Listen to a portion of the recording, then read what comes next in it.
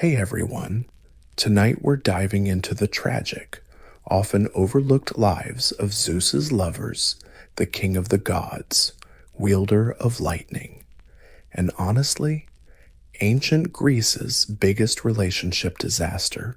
So before you get comfy, take a sec to like and subscribe, only if you actually enjoy this nonsense I put out here, and drop a comment telling me where you're watching from and what time it is. It's always fun to see who's tuning in from around the globe. Now, dim the lights, maybe turn on a fan for that soothing white noise, and let's get this nighttime journey started. Europa never wanted to be part of a legend. She was just a Phoenician princess, really just a girl picking flowers by the shore. The weather was warm, the sky clear, no bad omens, no warnings, just sunshine sparkling on the waves and girls laughing on the grass. Then, out of nowhere, a massive, dazzling white bull appears, sporting crescent-shaped horns and eyes that seem way too calm, way too clever. She doesn't know it's Zeus. She only sees a creature kneeling, like a gentle dog. She strokes its neck, giggles. The bull nuzzles her hand, young and curious. Europa climbs on its back, and the bull charges not just across fields, but into the sea, into salty water, foamy waves, and the endless blue. Her laughter turns into screams. The shoreline vanishes. No one can reach her.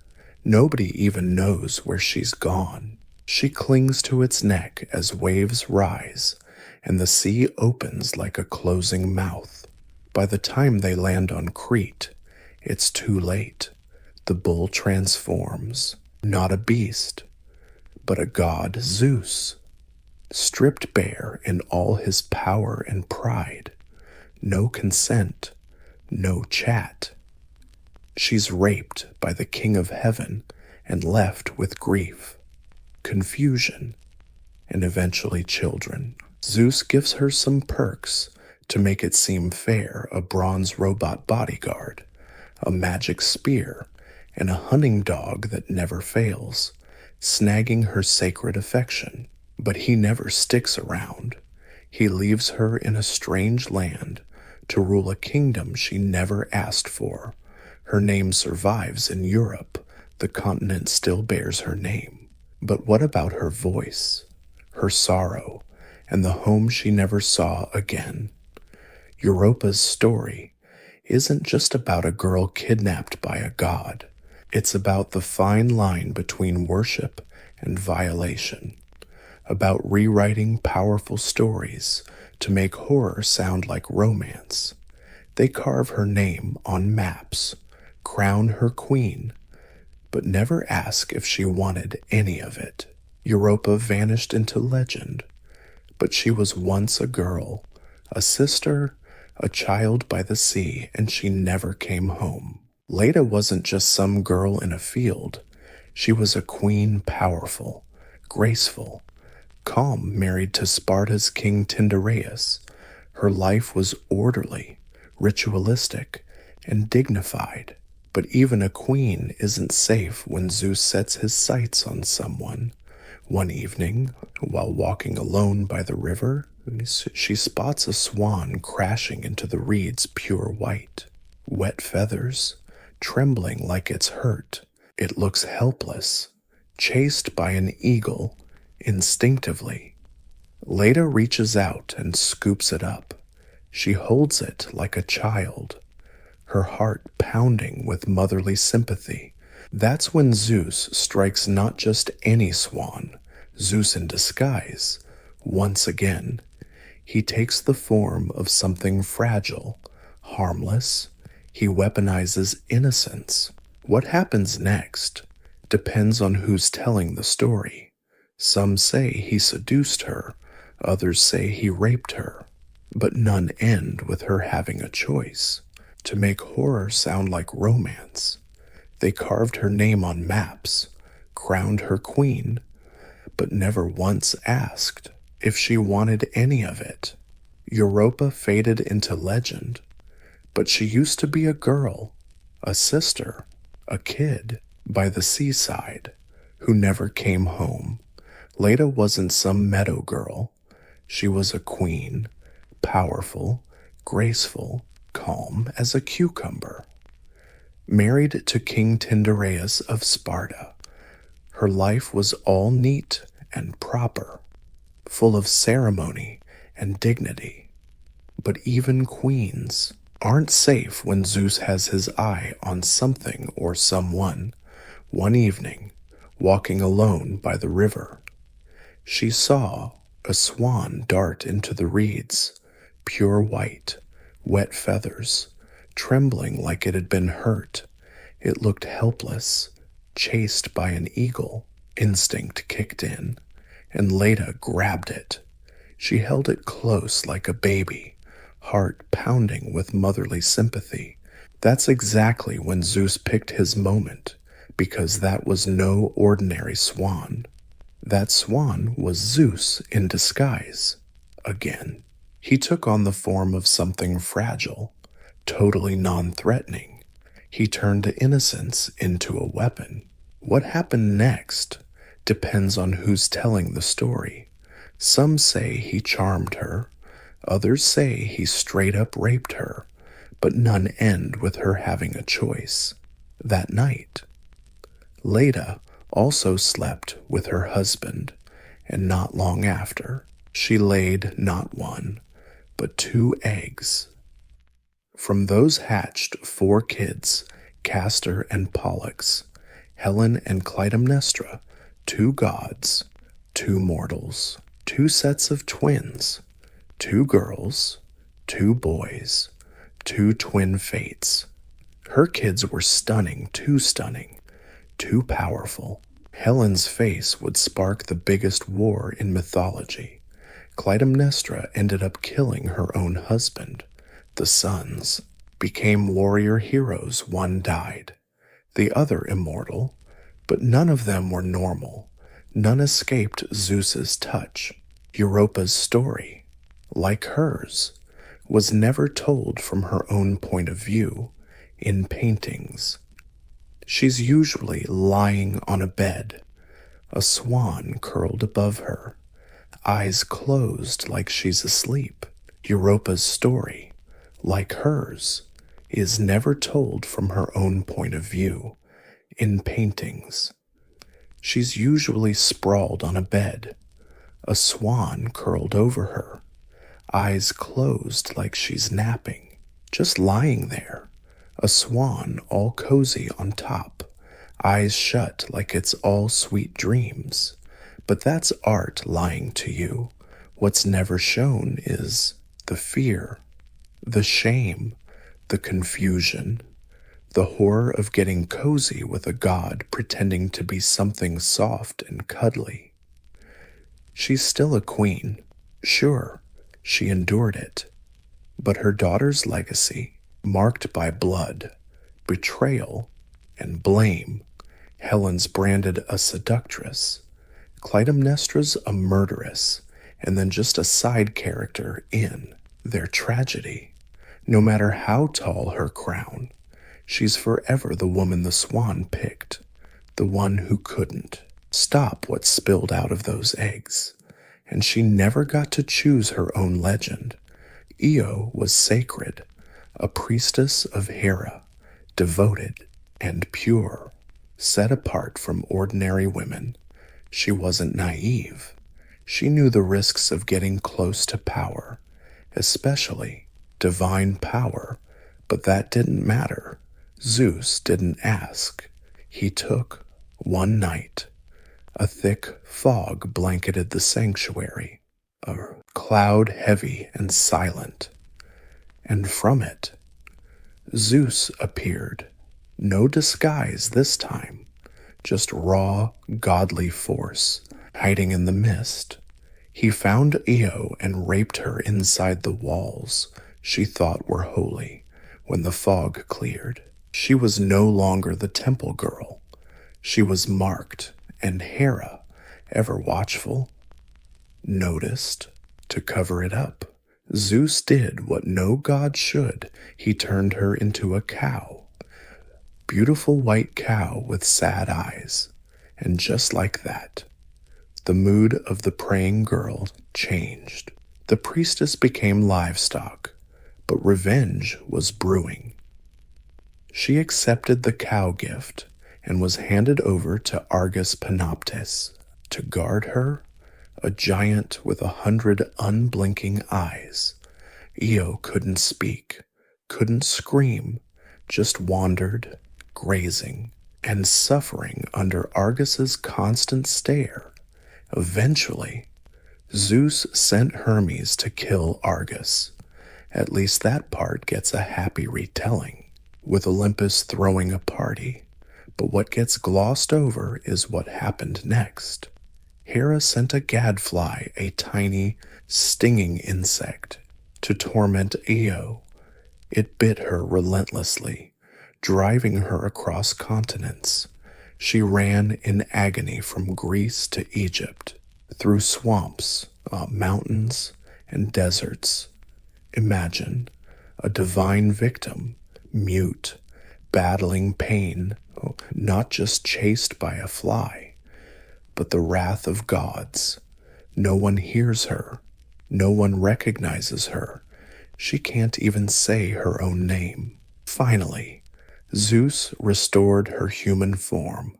She gave birth to a son named Epiphus and was worshipped in Egypt. But that happy ending is just the polite closing of the myth. What about all she lost? Her voice, her status, her safety, her body, the sacred faith of the goddess she served. Io's story is told as a travel epic. The origin of the Nile's name, how Zeus saved his lover, but underneath it all was a girl turned into something she never wanted to be, punished for something she never asked for, and through it all, she never stopped running. Semele wasn't a damsel in distress. She was proud, smart, and beautiful, a stunning woman who caught Zeus's eye.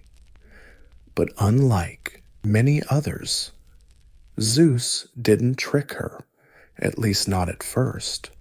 He openly pursued her, disguised as a mortal. He whispered sweet nothings in her ear. He brought storms in a bottle, stars in his promises, and she believed him. They met in secret, god and mortal. Soon, she was pregnant. Semele dared to do what most mortals never do. She wanted to see the truth, not masks, not illusions. But Zeus, in his full divine glory, she wanted honesty. But gods are cruel, and she was crueler. Hera, his promises, and she believed him.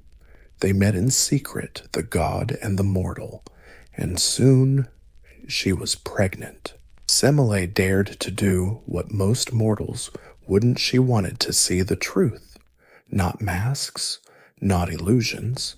But Zeus, in his full divine glory, she wanted honesty. But gods are ruthless, and she was even more so. Hera, jealous as ever, disguised herself as an old lady and visited Semele.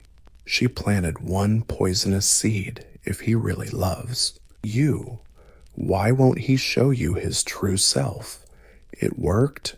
Semele, now uncertain and desperate, demanded Zeus reveal his full godly form. Zeus hesitated.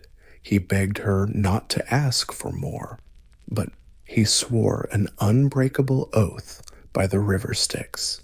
So he kept his word, and when he revealed his true form, lightning bolts, divine fire, Semele saw it and instantly died.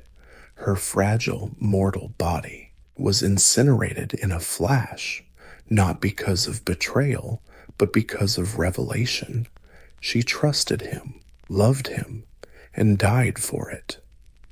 But the story doesn't end there. Inside her charred body, her child was still alive.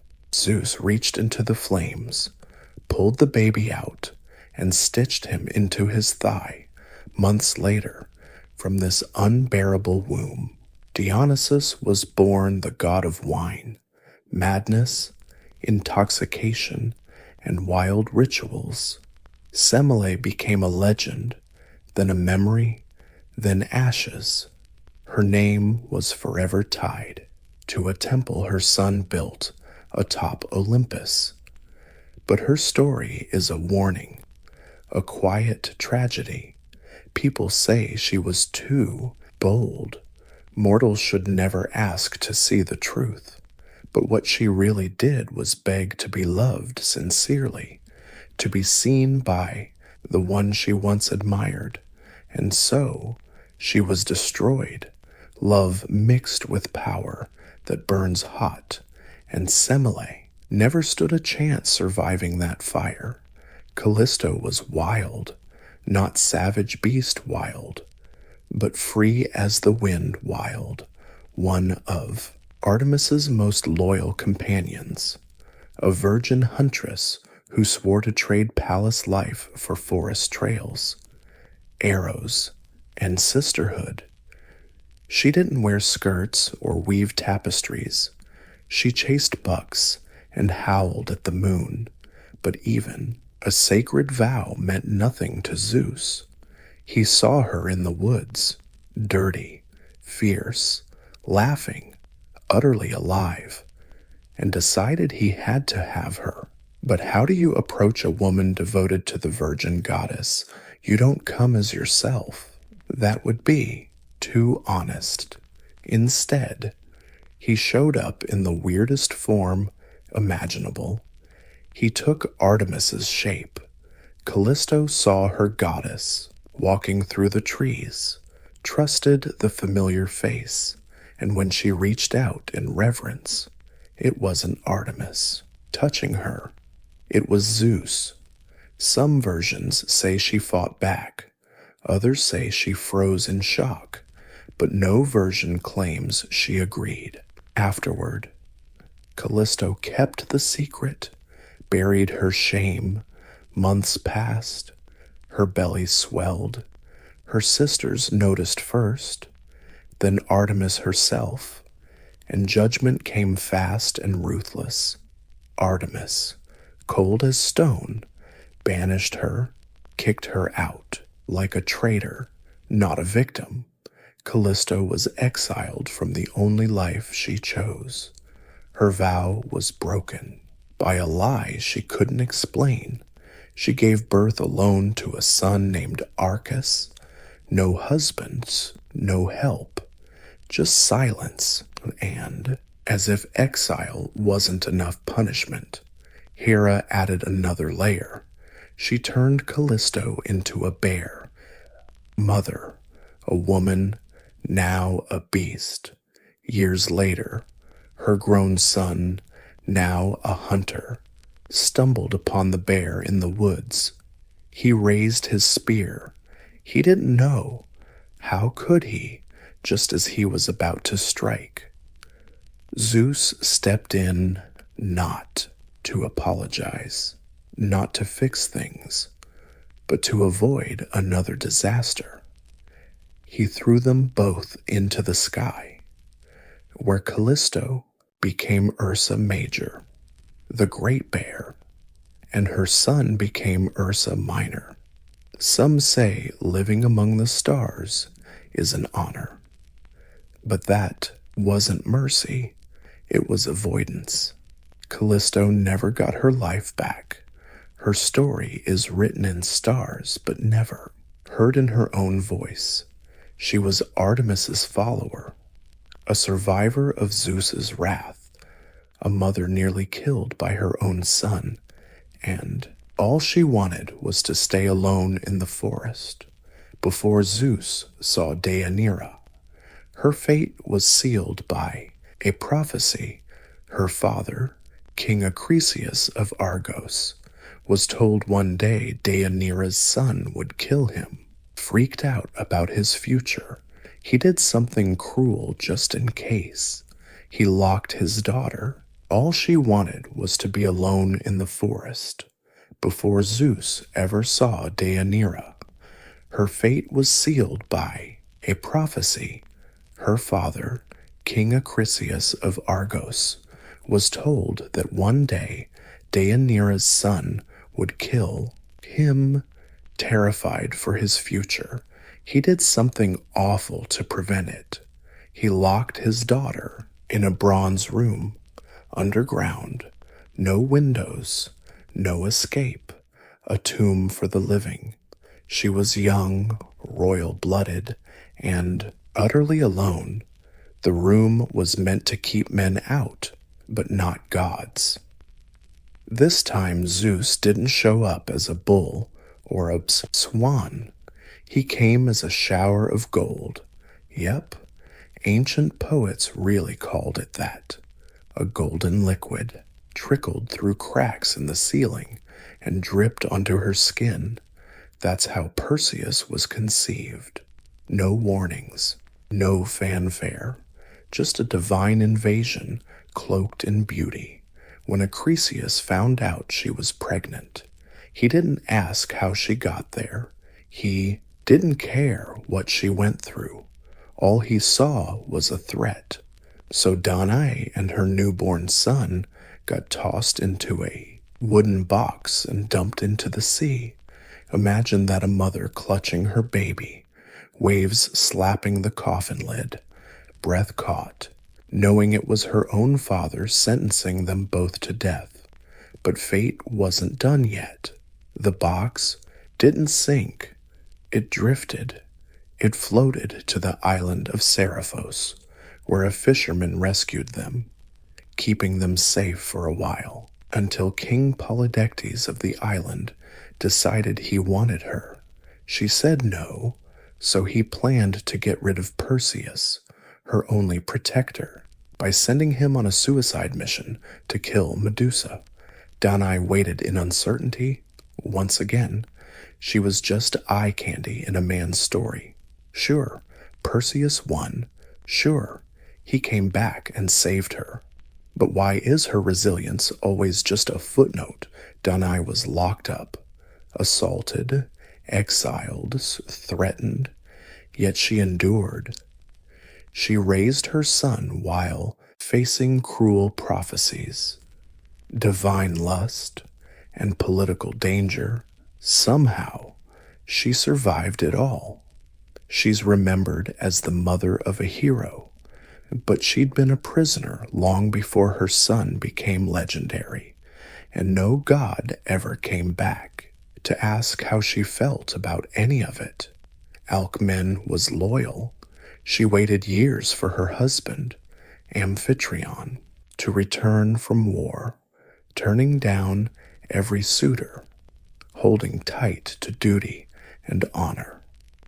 When he finally came home, she welcomed him to bed, or so she thought, because the man who walked through her door that night wasn't Amphitryon.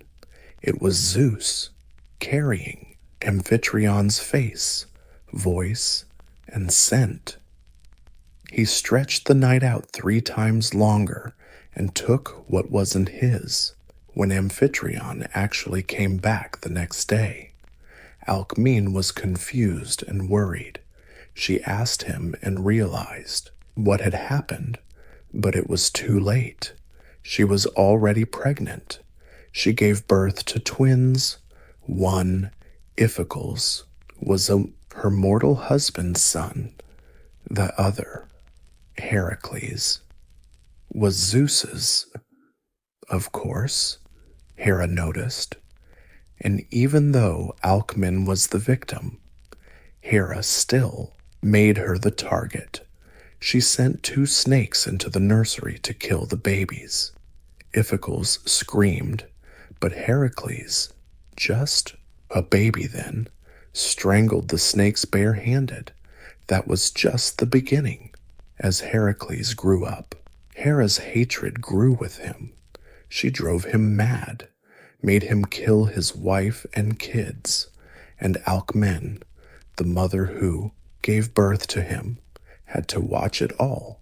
Her son, the strongest man alive, broken, cursed, tormented for a crime she never committed. Alcmene's life was wrecked by divine destruction. She wasn't cheating.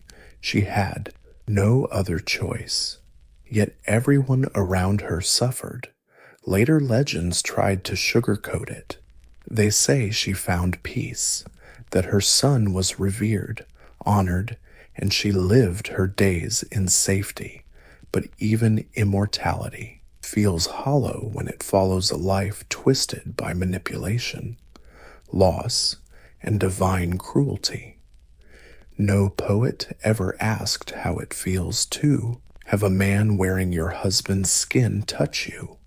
No statue was ever carved to honor her pain. Alcmene is remembered as the mother of Heracles, a demigod hero, but she was also the woman who raised a child she never wanted, bore the sins of a god and the world's expectations, yet kept her integrity.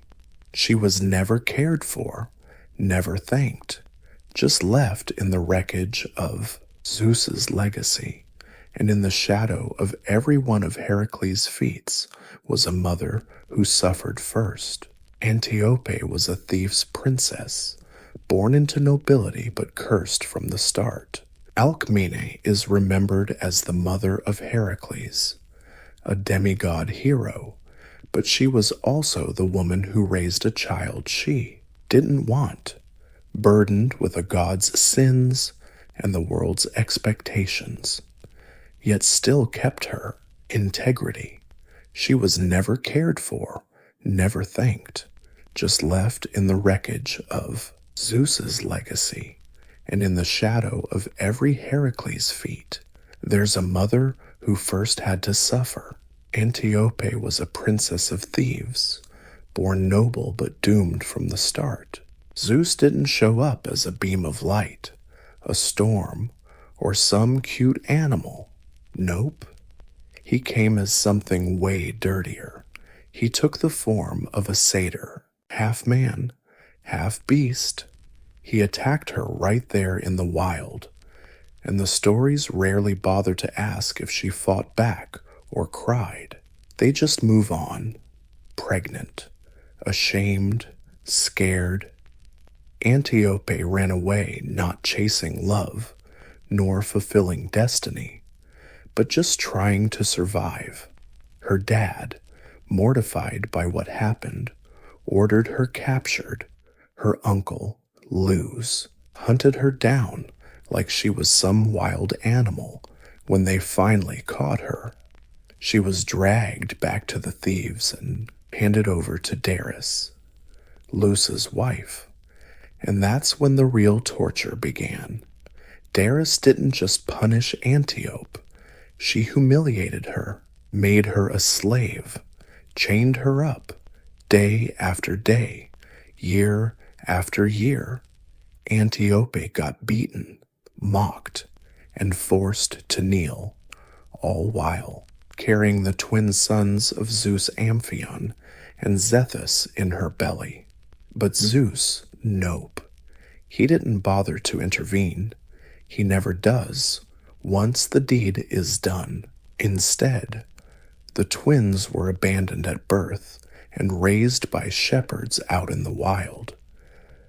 Antiope was left behind alone, locked up, broken. Her sons grew into strong, smart men, clueless about who they really were. When they finally learned about their mother's misery, oh boy, did rage explode. Amphion and Zethus attacked the thieves, overthrew Zeus, and carried out some seriously brutal revenge. Daris got tied to a bull and torn apart. This story is told as justice served, bloody ending. But what about Antiope? She was free, sure, but what's freedom after years of torture? After your body's been a battleground for divine violence and human cruelty? No legend survives about her healing process. No poet sang about her recovery. Her story ends with her son's victory, as if her worth was only in birthing them, not surviving what came before. Antiope was chased, imprisoned, and hurt for choices she never made. She didn't beg a loving God. She didn't want to be hated by a queen. She just ran through forests, through pain, through shame, never stopping until her sons stopped to help her. And even then, no one asked how far she'd come. Aya's story starts like many others, with wishes from above and zero warnings. She was a nymph, daughter of river god Asopus, born near waters said to protect her, but nothing could protect a woman. Once Zeus had his eyes on her, he kidnapped her. Some myths say he took her as an eagle. Others say he just snatched her from the riverbank and flew across the sky to a deserted island where no one could hear her screams. There, isolated and silent, he did whatever he wanted with her. The island became hers, in name Aias, like naming it after her made the assault sound nobler, like being acknowledged by Zeus gave her power. Nope. It just turned her into a symbol of another place, born from divine conquest. She gave birth to Acchus, a future king, but Hera, ever watchful, found out what happened, and, as usual, she didn't punish Zeus. She punished the woman he used. This time, Hera's wrath wasn't on Aya's body, but on the land itself. She unleashed a plague. People flooded the streets. The fields turned barren. The whole island, now called Aya, became a graveyard, and Aya, surrounded by death, could only watch. No divine power could stop it. No magic could undo it. Just a mom stuck on a cursed rock with her kid. Maybe Zeus felt sorry for her grief, or maybe he wanted to save his legacy. So he turned ants into people. Yep, ants. From dead earth and trees. He created the Myrmidons, an army of tireless insect men, and resettled the island. But what about Aias? She lived among these bugmen, surrounded by reminders of the life destroyed here. Her name was etched on maps, her son honored by heroes, but her trauma once again erased. She was shrunk down to geography. Her pain, she lived among these bugged-out men, surrounded by reminders of a life ruined here. Her name was etched on maps, her son celebrated by heroes, but her trauma wiped clean again. She got reduced to geography, her pain dismissed as myth. People remember the Myrmidons for loyalty and strength. They remember Acchus as a wise king, but they forget the woman who never asked for any of that, who lost her home, her family, her safety, all because a god couldn't be bothered to act himself. Ara didn't want an island. She just wanted to be left alone. Ara's story is just a whisper in the vast mythology. No wars, no stars, no temples, just silence and dirt. She was a mortal princess, distant, solemn, invisible, until Zeus found her. Usual. He lusted after her, as usual. Hera noticed, but this time, Zeus didn't charm or disguise himself. He ran. He was so scared of Hera's wrath that he buried Ara deep underground, literally buried, not metaphorically or poetically.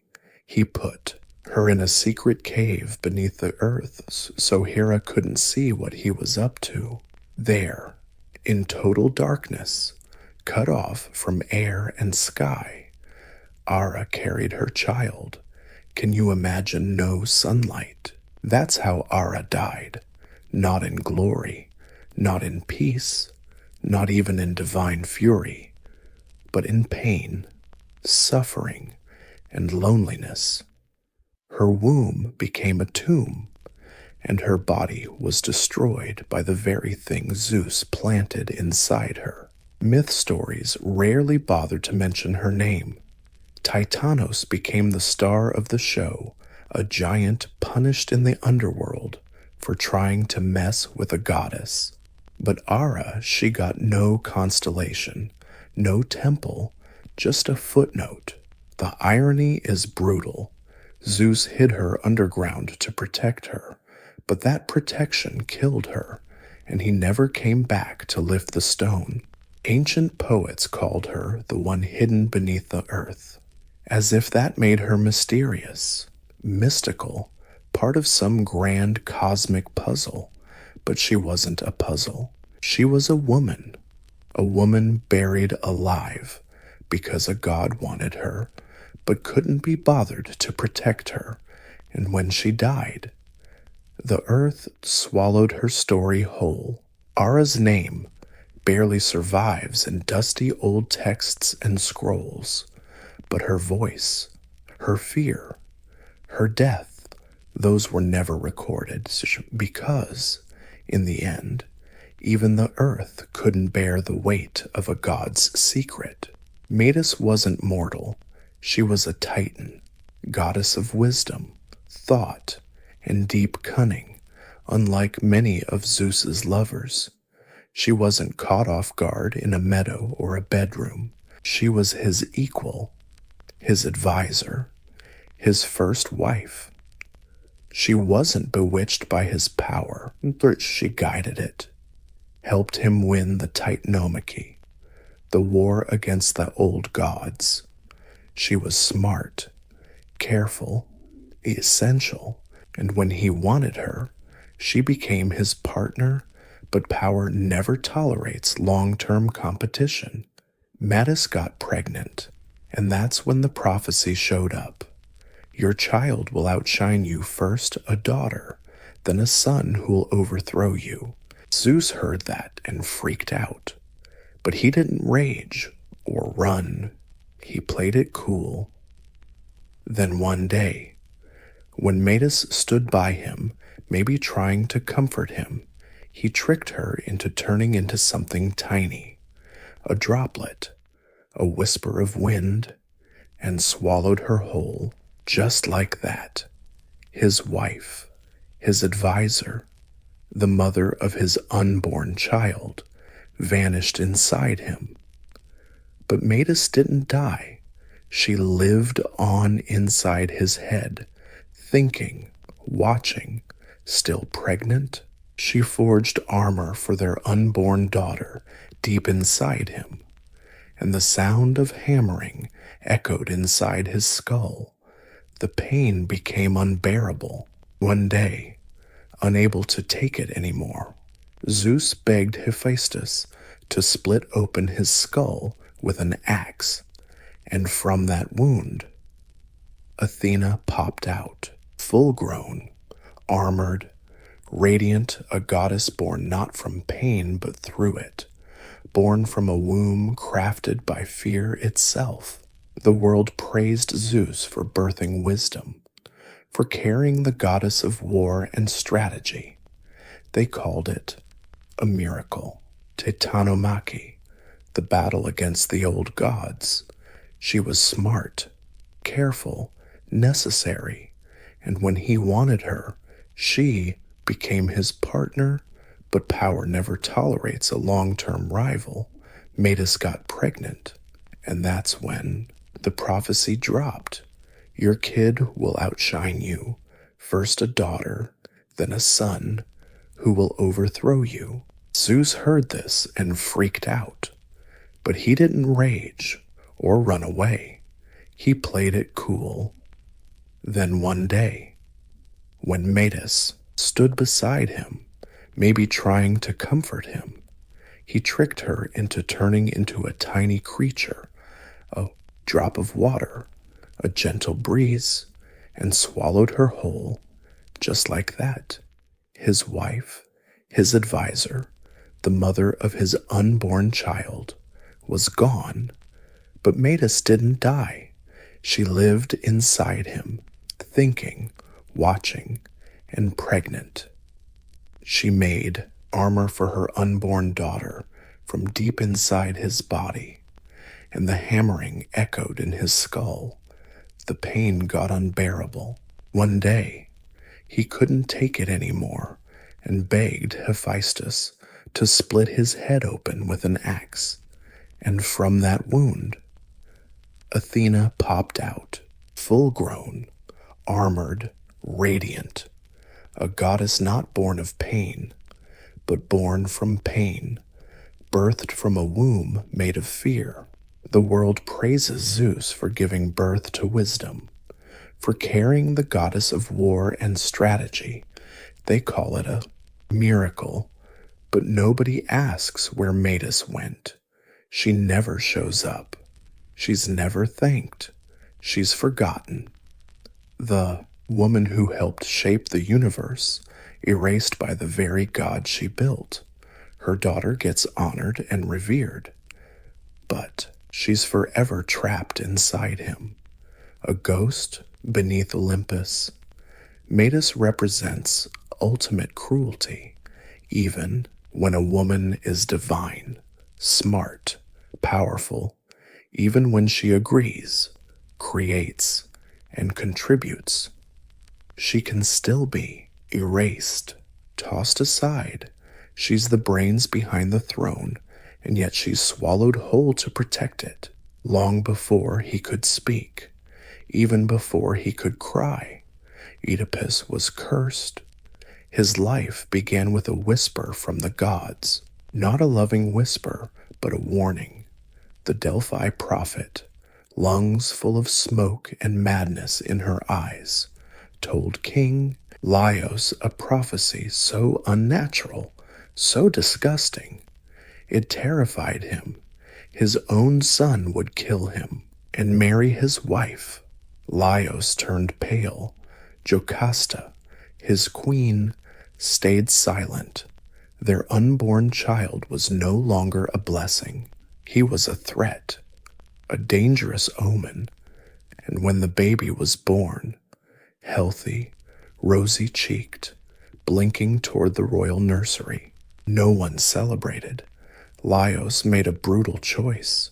He pierced the baby's ankles, tied them up with leather, crippling him, marking him so the gods would struggle to guide him. Then he handed the baby over to a servant, ordered him to die in the desert. No name, no cradle, no goodbye, but the servant, maybe out of pity or fear, couldn't go through with it. He gave the baby to a shepherd in Corinth, a guy who worked the hills, not the palace.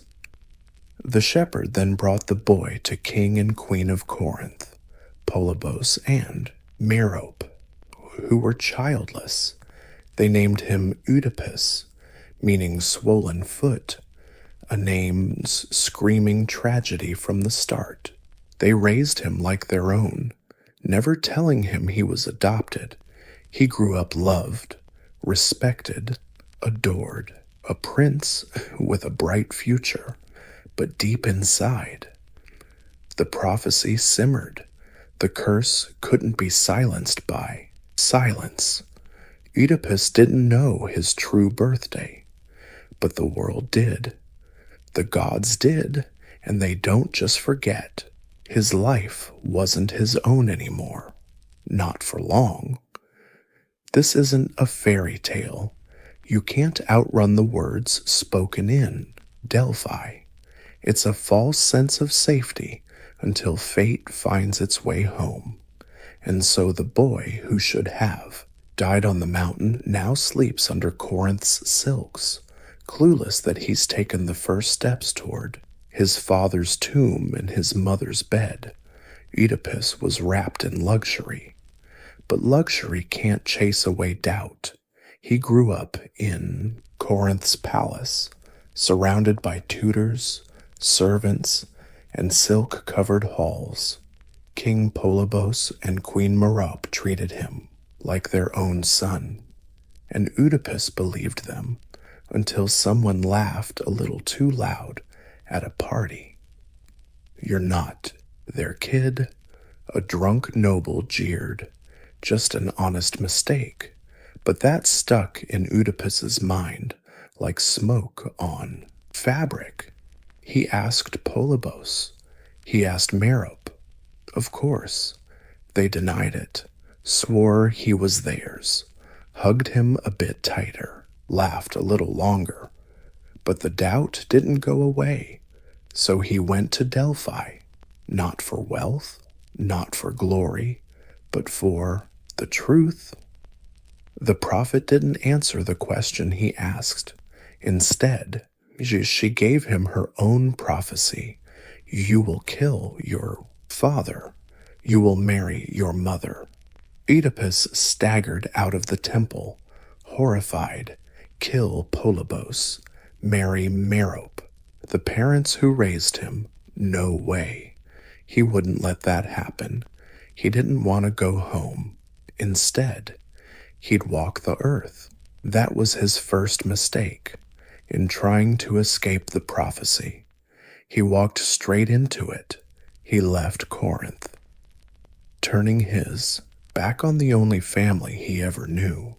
He walked dusty roads, past shrines and crossroads, carrying only fear in his chest and a vow on his lips. I will never fulfill that prophecy. But Oedipus, like many before him, misunderstood the gods. They don't give you a future so you can change it.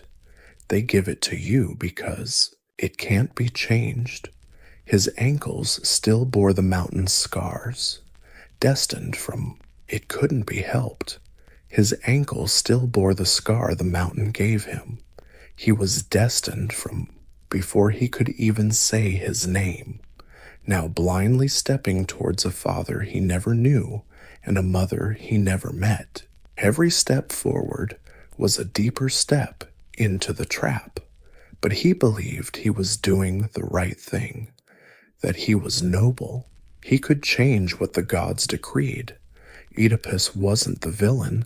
He was just someone desperate to be good. So desperate he never looked back, even when prophecy circled over him like a vulture in the sky. The road narrowed at a fork, dust swirling from the heat, trees standing silent like judges. There, Oedipus bumped into a stranger in a carriage, an older man, proud, with servants in tow, probably some lord or king. The road was too narrow for both of them. Simple question, who gets to go first? Whose authority wins? The stranger just sneered. One of his men hit Oedipus, and something inside the prince shattered. Not just anger, but something darker, tangled with fear and fate. He fought back fiercely and brutally. In the end, the man was dead. So were the servants, except one who ran off into the hills. Oedipus wiped blood off his hands, panting. He didn't know the man's name, and frankly, didn't care. Just another arrogant, cruel traveler, shoved off the road like an obstacle. What he didn't know, he'd just killed Laius, the thief king. His own father, the same guy who ordered him killed as a baby. The prophecy started unfolding, not with fanfare or some mystical sign, but in a roadside brawl, a pissed-off stranger, a snap decision, a few inches of steel, that moment passed like any other. Oedipus kept walking, never stopped to wonder what he'd done. No epic realization, no thunder from the gods, just an unknown prince, a fresh corpse without legacy, and a prophecy slowly revealing itself beneath their feet. That's how fate rolls. It doesn't shout, it whispers. The crossroads wasn't random. In Greek stories, crossroads are sacred spots where choices meet the divine, and Oedipus made his choice: violence over patience, pride over peace. But can we blame him? He didn't know any better. That's the tragedy. He thought he was dodging the curse. Instead, he was walking right into it, step by step, punch by punch, breath by breath. The gods didn't force him. They just laid out the path, and Oedipus, young, scared, convinced he was doing the right thing, walked it willingly. Behind him, the dust settled, the dead king's blood soaked into the earth. Ahead, a riddle waited, a city crying out for a savior, and an empty throne longing for its lost heir. At the thieves' city gate, death had nested. The city trembled under the shadow of the Sphinx, a creature with a lion's body, eagle's wings, and a woman's face. She wasn't just a monster. She was a curse sent by the gods, or maybe just fate itself. She asked only one question to any man daring to approach the city. What walks on 4 legs in the morning, 2 at noon, and 3 in the evening? Nobody got it right. Of course, they tried warriors, scholars, princes, all failed, all died. The Sphinx gobbled them up on the spot, leaving their bones bleaching in the sun right in front of the thieves. The city froze in fear, waiting. Their king vanished. Their queen wept. Their people starved. Then came Oedipus, dust-covered, riding a tired horse, completely unaware that his father's blood still stained his sandals. He stood before the Sphinx and listened to her riddle. She stared deep into his soul, ready to crush another life with her claws. But Oedipus didn't flinch. He didn't fight, he thought. He looked past the horror and saw the hidden truth inside the question. Yep, he answered. As a baby, I crawled on 4 legs. As an adult, I walked on 2, and in old age, I lean on a stick. My 3rd leg, silence. The Sphinx screamed not in anger, but in defeat. She leapt from her perch and hurled herself onto the rocks below. The curse was broken, the thief saved. People poured out from the city gates, cheering, hailing Oedipus not just as a hero, but as their king. The throne, empty. People poured out of the city gates, cheering, celebrating Oedipus not just as a hero, but as their king. The throne was empty. After the mysterious death of Laios, the man who solved the riddle of the Sphinx claimed the prize, and to reward him, they gave him Queen Jocasta, a beautiful widow, a bit older, but still rocking that regal vibe. She plopped a crown on his head. She grabbed his hand. Neither of them had a clue that the silent, patient prophecy had just come true halfway. A murder and a marriage were both swept under the victory rug. The whole city cheered. Oedipus smiled. Jocasta kissed her savior, and above them, the gods said nada, because fate doesn't show up all at once. Things unfolded like a riddle, solved way. Too early. Years passed. Oedipus ruled the thieves with a steady hand and a sincere heart, not a tyrant. He actually listened. To his people, he protected them. He had 4 kids with Queen Jocasta, totally clueless that she was the woman who had nursed him as a baby. They rebuilt the city together.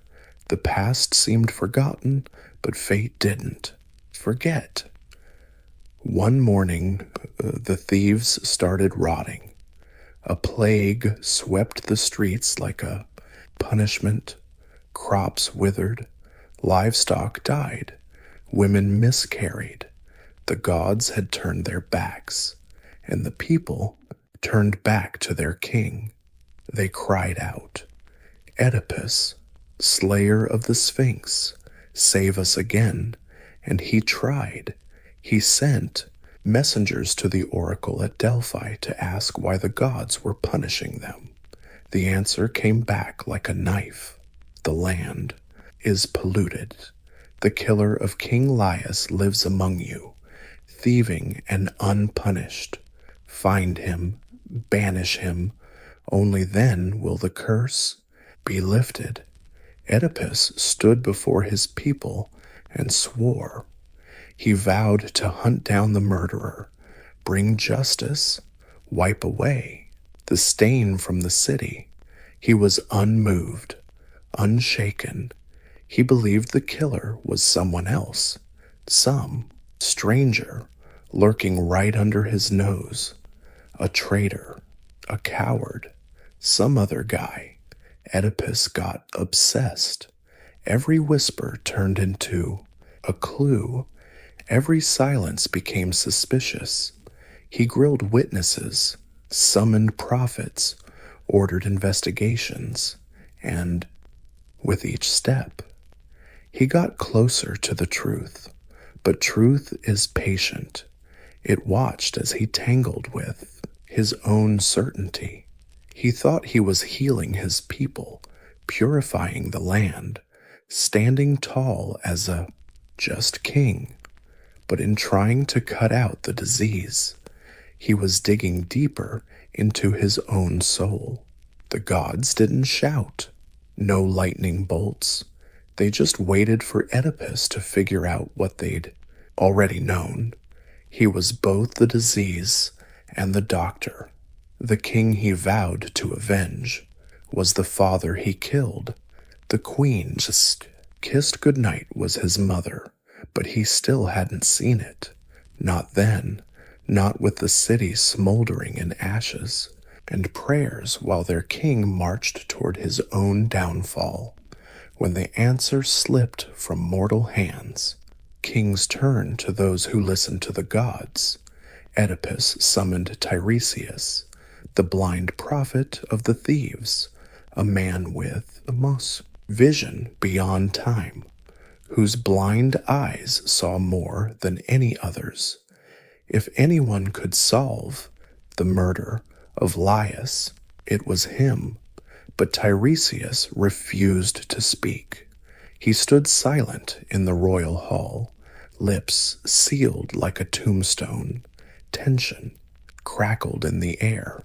"Speak," Oedipus ordered, "for the city's sake. Tell me who killed Laius." Tiresias looked annoyed. "You don't want the truth. I agree. You can't handle it." That's when Oedipus made his second big mistake. He pushed too hard. He accused Tiresias of betrayal, lying, and conspiracy. Maybe the prophet helped the killer escape. His anger blazed so fiercely it made him more blind than any curse. Finally, Tiresias spoke. "You are the murderer you seek." Those words thundered. The court fell silent.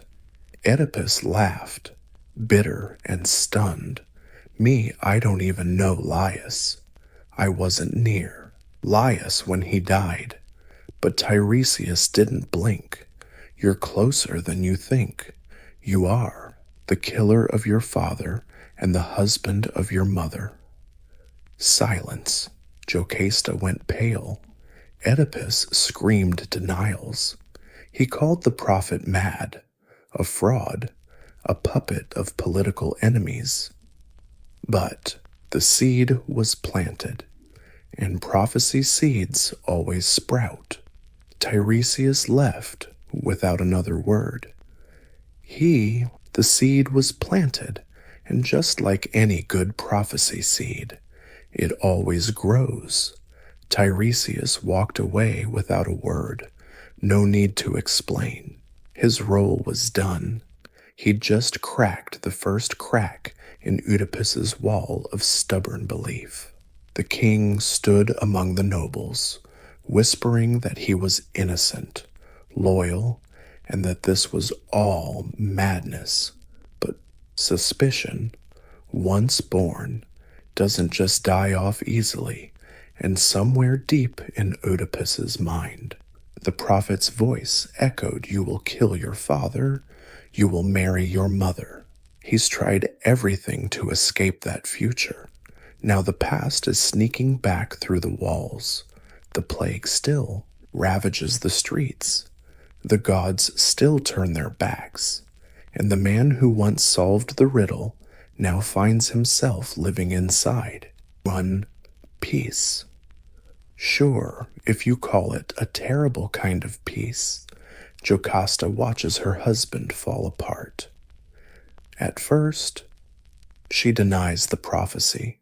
With a gentle smile and careful hands, she tries to soothe Oedipus's growing fear. Prophecies mean nothing.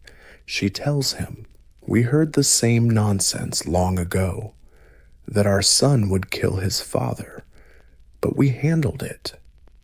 She looks away, voice catching a bit. "We abandoned him, left him on the mountainside when he was just a child. That child died long ago." Oedipus stands frozen. A child left to die. An ankle ring. Something ancient stirs deep in his bones. The pain in his leg he's learned to ignore for years. He's been asking questions. Too many. Which mountain, which servant? When Jocasta begs him to stop, why dig up the past? She whispers, "You saved the thieves. You're a good king, a good man. Let it go." But Oedipus can't rest. The prophecy stabs into his ribs like a sword. Tiresias planted the doubt. Jocasta's story made it clear, and now it's an obsession. He calls for the old servant, the one who took the baby away that day, the one who might still know the truth. Jocasta pleads again. "Let the past sleep. I love you. We have children. Who you are doesn't matter. But for Oedipus, identity isn't comfort. It's a curse waiting to be explained. He believes if he uncovers the truth, he can beat it, rewrite it, solve it like he solved the Sphinx's riddle. What he doesn't get is this isn't a riddle with a neat answer. It's the prophecy, and prophecies always come with a price. Jocasta sees where this is going, her once proud face now full of fear.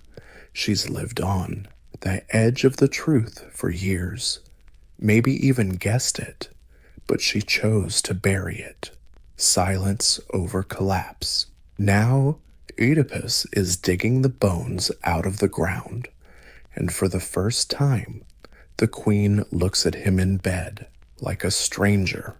She whispers through tears, "You're cursed, and if he goes further, so is she." But Oedipus can't stop, because once you start chasing truth in a Greek tragedy, you don't stop until it swallows you whole. The old man before Oedipus shakes, not from age, but from memory. He served King Laius long ago, held the infant prince in his arms, pierced the baby's foot himself, winced as the soft flesh tore and blood dripped down the child's leg. He tied the boy's ankle, left him to die on Mount Starin. But he didn't kill the child's. Another shepherd took the baby away. Oedipus now knows that shepherd brought the boy to Corinth, to King Polybus and Queen Merope. Oedipus feels the floor tilt beneath him. Speak, he whispers. The old man cries. That child is you. The breath in the room stops. Oedipus, the king of thieves, the riddle solver, the beloved husband and father, is the child who was supposed to die. The boy raised far from thieves, clueless about his bloodline, has returned like a moth drawn to flame. He killed Laius at the crossroads. He married Jocasta, his mother. He fathered children who were at once sons, brothers, daughters, and sisters to him. The truth hits like a thunderbolt. He spent his life running from the prophecy, turning himself into the kind of man who can beat fate with will and reason. But every step led him deeper into the future he dreaded. Oedipus doesn't scream, he doesn't deny it. A son who is also a brother, a daughter who is also a sister. The truth hit like lightning. He'd spent his whole life running from the prophecy, playing the guy who could outwit fate with sheer will and smarts. But every step only pushed him closer to the nightmare he feared. Oedipus didn't scream. He didn't deny. He just stood there, frozen like time had stopped around him. His entire identity prince, outcast, savior, king all, crumbled in one breath. He was the disaster. This city wasn't cursed by gods. It was cursed by him. Every prayer, every funeral, every sickly child gasping for breath was the fallout of one man's destiny clashing with the needs of a whole city. He swore to find Laios's killer and kick him out. Now the killer was standing alone, knowing exactly what had to be done. But first, he has to face her, the woman who kissed him, crowned him, and bore his children, the one who held him as a baby, the queen he worshipped. Jocasta didn't wait for the servant's words. She saw it on Oedipus's face. She saw it in his voice, the shape of his questions, his unbearable doubt. The truth had spread through the palace like smoke. She fought it for years, buried it under rituals, motherhood, and silence. But now it stood naked, right in front of her. Oedipus was her son, her child, the infant she handed over to death out of fear, out of loyalty to a prophecy too cruel to be true. And now that prophecy wasn't just true, it wore love like a wedding dress, carried a children with her eyes and smile. She turned away before the servant could say a word, hands trembling, breath ragged, the palace halls twisted around her. She didn't scream. She ran, past guards, past servants, staring at the inner room where no one dared follow. Out there, in the silence of the bridal bed, the bed that once held mother and son, wrapped in unconditional love, Jocasta ended it all. Some say she hanged herself. Others say she used her pin sharp, cold, and certain. But no one says she cried. She left the world silent, just like she'd endured. When Oedipus found her, he knelt down. He touched her face, her dress, the body that once held his infant self and later welcomed him as a man. Now, for the third time, he touched the corpse of a woman who loved too much and understood too late. He said nothing. There was nothing to say. The gods had spoken years ago at Delphi. You will kill your father. You will marry your mother. And now the prophecy shattered his life into pieces, each one sharp and bloody. Outside, people still waited for justice. The cities still drowned in plague, but inside that room, only silence remained. The queen couldn't live with the truth and chose to leave, and the man who uncovered it had to choose his own punishment. Some truths can't be seen with the naked eye. Oedipus stood by Jocasta's body, hands shaking. The room felt smaller, like even the walls were shrinking from what had happened. Silence wasn't emptiness, it was judgment. The gods had judged through prophecy. He fulfilled every curse. But the prophecy never tells you what to do next. He could run, jump from the palace walls, beg the gods for mercy. Instead, he grabbed Jocasta's pin, sharp and gleaming in the dim light. He held it for a moment, then without hesitation, plunged it into his eye, once, twice. Again each stab a silent scream, God. Each wound a wordless howl. Blood ran down his face as the light left his world forever.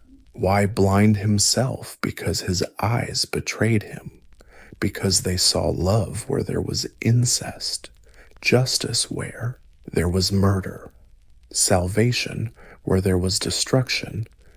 His eyes saw everything but understood nothing. So he destroyed them. The man who once solved riddles with sharp mind and vision now wandered in darkness, stripped of all illusions. He stepped out of the palace, a horror to behold, his cloak soaked with blood, his face scarred by tears of red, arms outstretched like a beggar. People gasped, covered their mouths, looked away.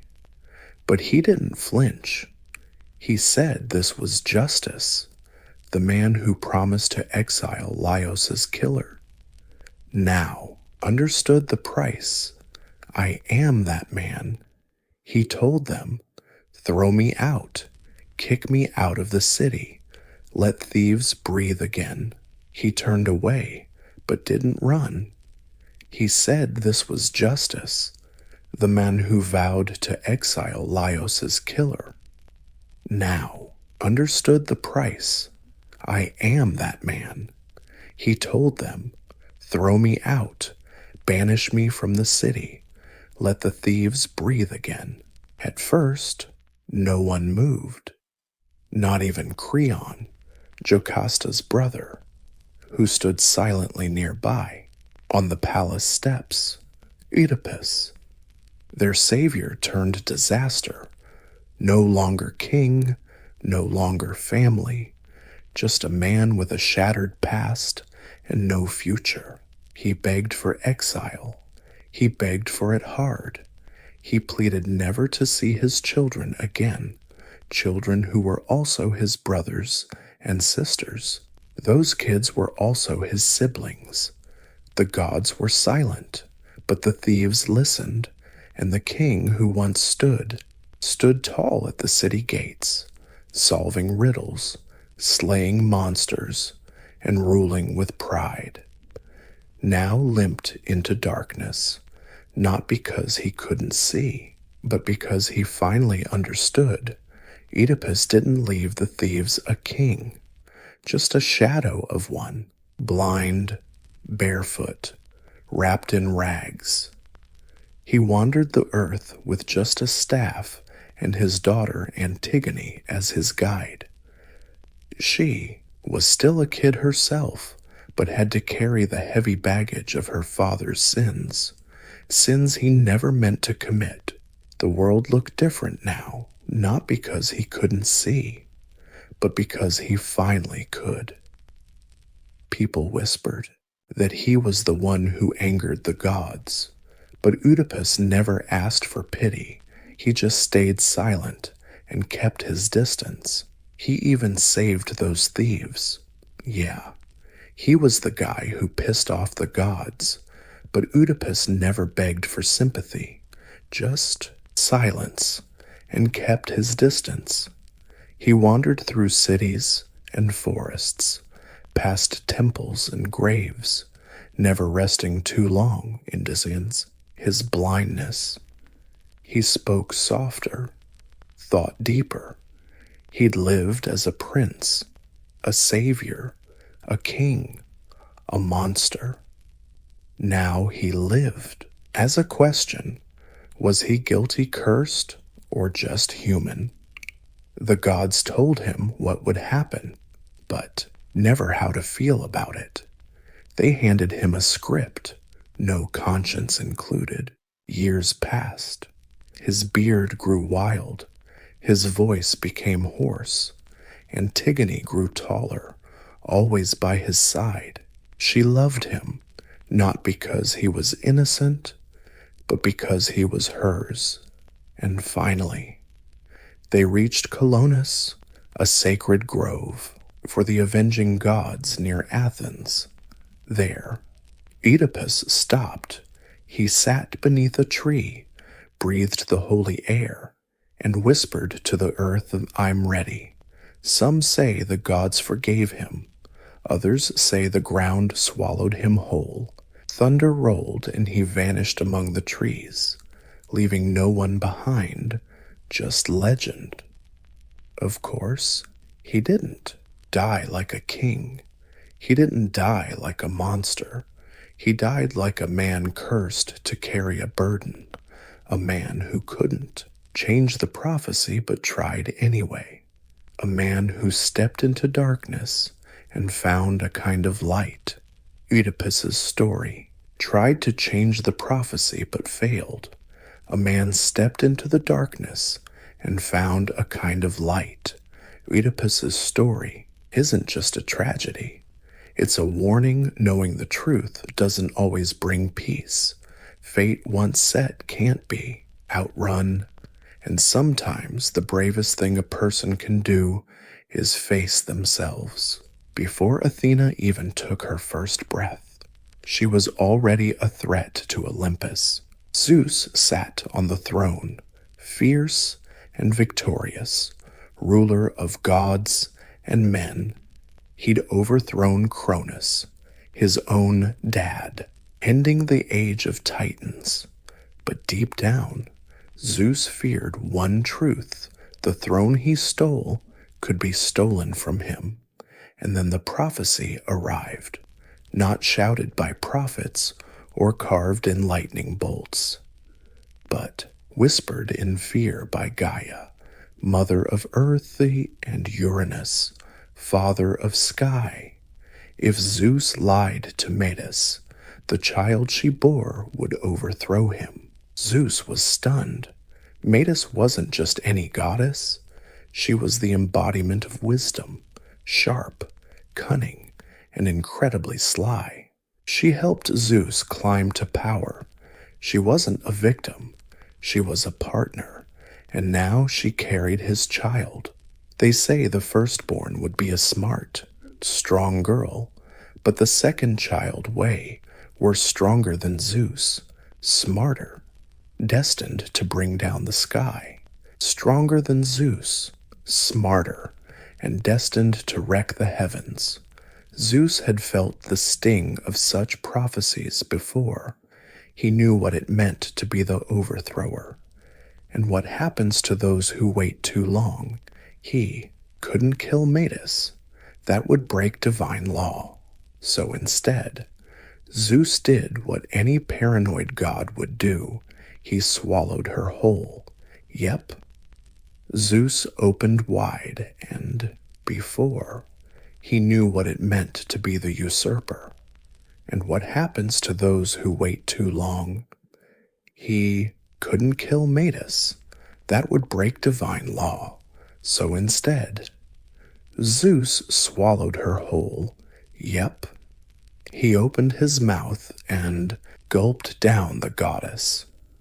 Mind, magic, an unborn child included, just like his dad Cronus had swallowed Metis. But Zeus couldn't digest her. She didn't disappear. She lived inside him, thinking, whispering, creating. The wisdom he swallowed didn't vanish. It waited. And so, Zeus strode Olympus's peak with calm eyes and stormy skin.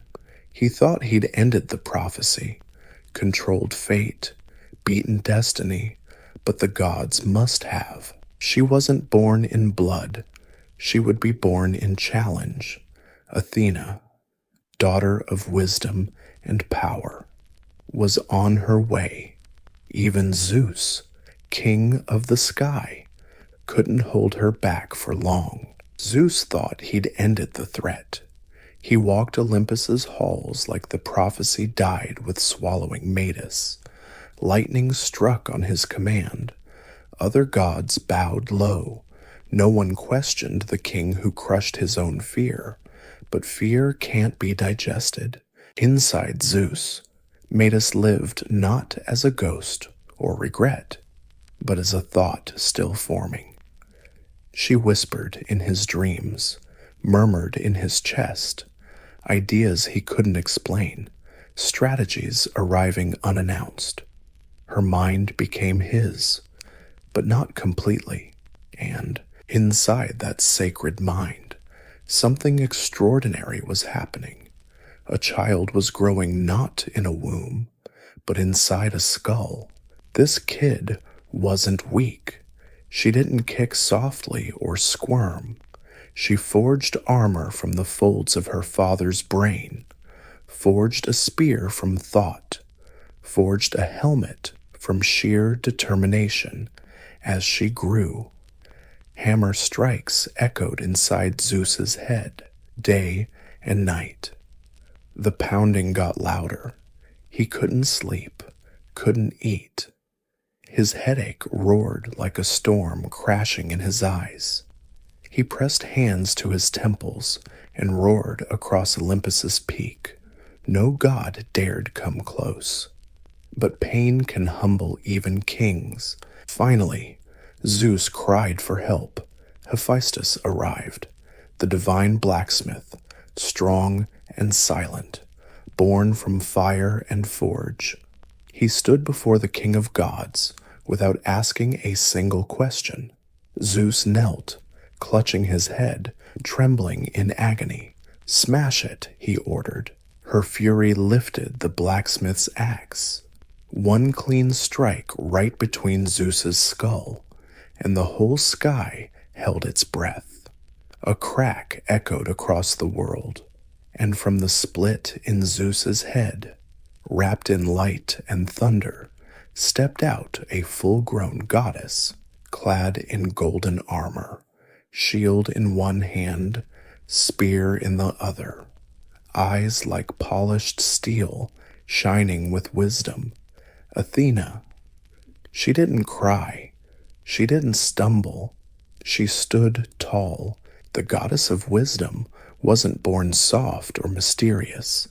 She showed up with raw power, forged in thought and pain, and for the first time, Olympus witnessed something even Zeus couldn't control.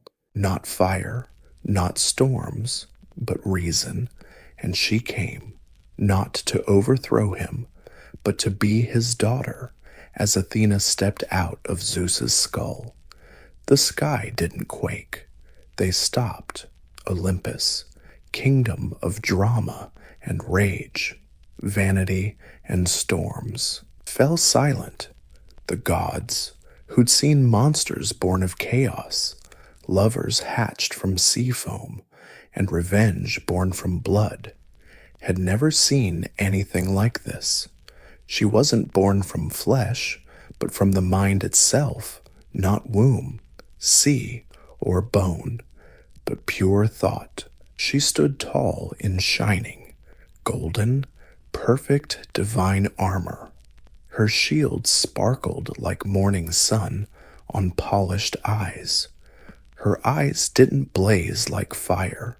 They watched, measured, considered. She wasn't the flame of war. She was war's pupil, and she said nothing. She didn't have to. The gods whispered. Aphrodite blinked. Hera frowned. Ares sneered, but no one dared question her place. She didn't seize Olympus by force like Zeus. She didn't sneak in with tricks like Hermes. She was born this way as the answer. Zeus, bandaging his head wound, looked at his daughter without fear. Skull of Zeus. And the whole sky held its breath. The crack echoed through the world, and from the crack on Zeus's head, wrapped in light and thunder, stepped a grown goddess, clad in golden armor, shield in one hand, spear in the other, steel-bright eyes shining with intelligence. Athena. She didn't cry. She didn't stumble. She stood tall. The goddess of wisdom wasn't born weak or mysterious. She appeared with immense power, forged in, thinking and pushing through the pain. And for the first time, Olympus saw something even Zeus couldn't control. Not fire, not storms, but reason. And she arrived not to knock him down, but to be his daughter. When Athena popped out of Zeus's skull, the sky didn't shake a bit. They froze. Olympus, the land of drama and rage, vanity and chaos, went quiet. Gods who'd seen monsters born from chaos, lovers born from sea foam, and revenge born from blood, had never seen anything like this. She wasn't born from flesh, but from thought, not from womb, ocean, or bone, but pure idea, standing tall in shining golden armor, perfect and divine. Her shield sparkled like morning sun on a lake, her eyes polished, calm, no fiery blaze. They watched, measured, and thought. Not a war flame, but a student of war and silent. She didn't need to shout. The gods whispered. Aphrodite blinked.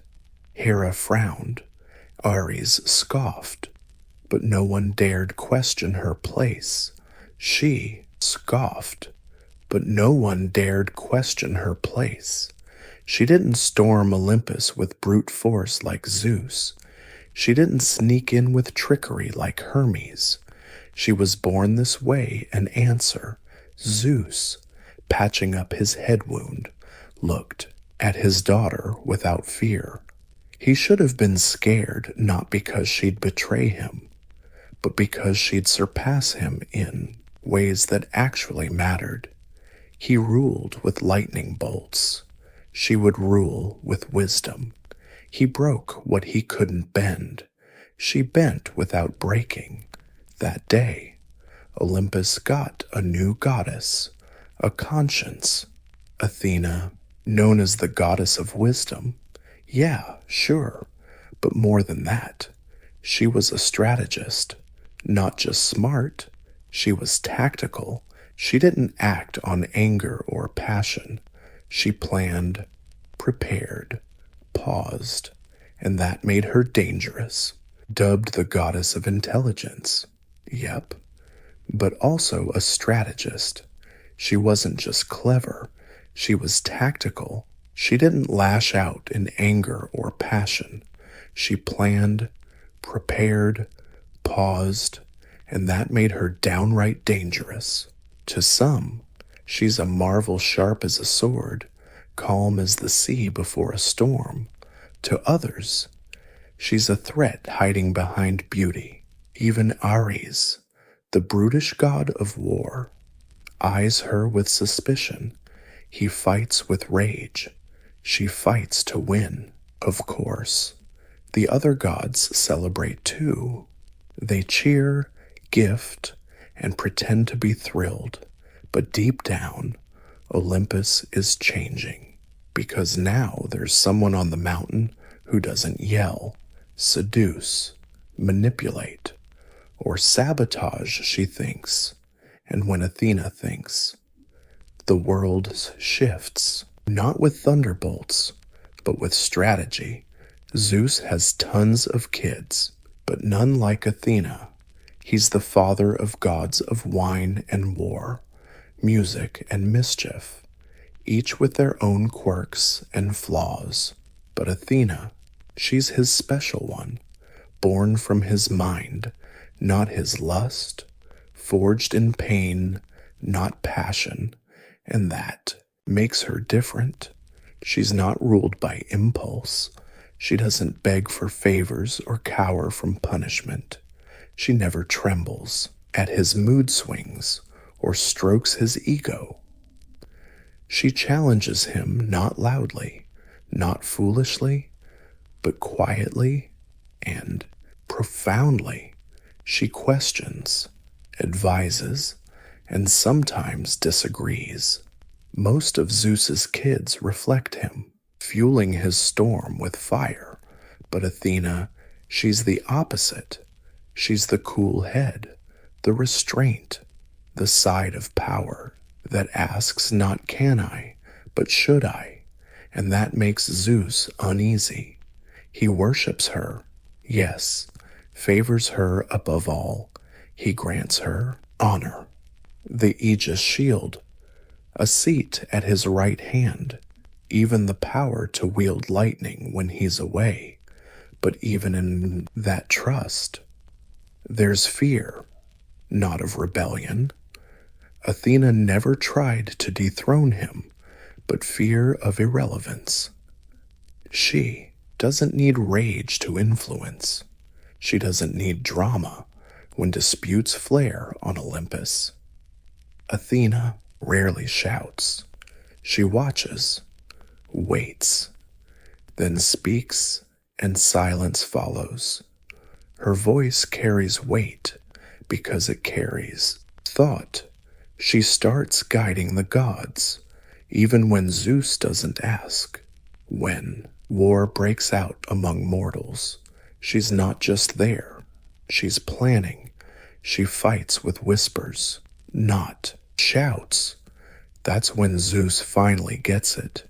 He hasn't swallowed the threat. He's raised it. The prophecy says a child of Metis will overthrow him, but Athena doesn't need the throne to change Olympus. She doesn't crave power like the others. She simply wields subtle, thoughtful, precise strength, and that terrifies Zeus more than any rebellion, because while he rules the sky, she starts ruling minds, not with force, but with influence. And on Olympus, influence is everything. Athena chooses solitude, not because she fears love, but because she doesn't need it.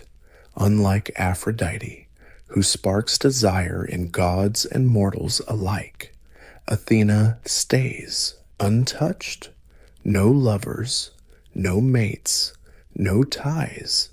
Her power doesn't come from charm or motherhood, but from something rarer independence. She's a virgin goddess by choice. And on Olympus, that's a statement. It means she owes no one her body. No god can claim her. No mortal can tame her. She's not defined by relationships only by purpose, and that purpose is protection.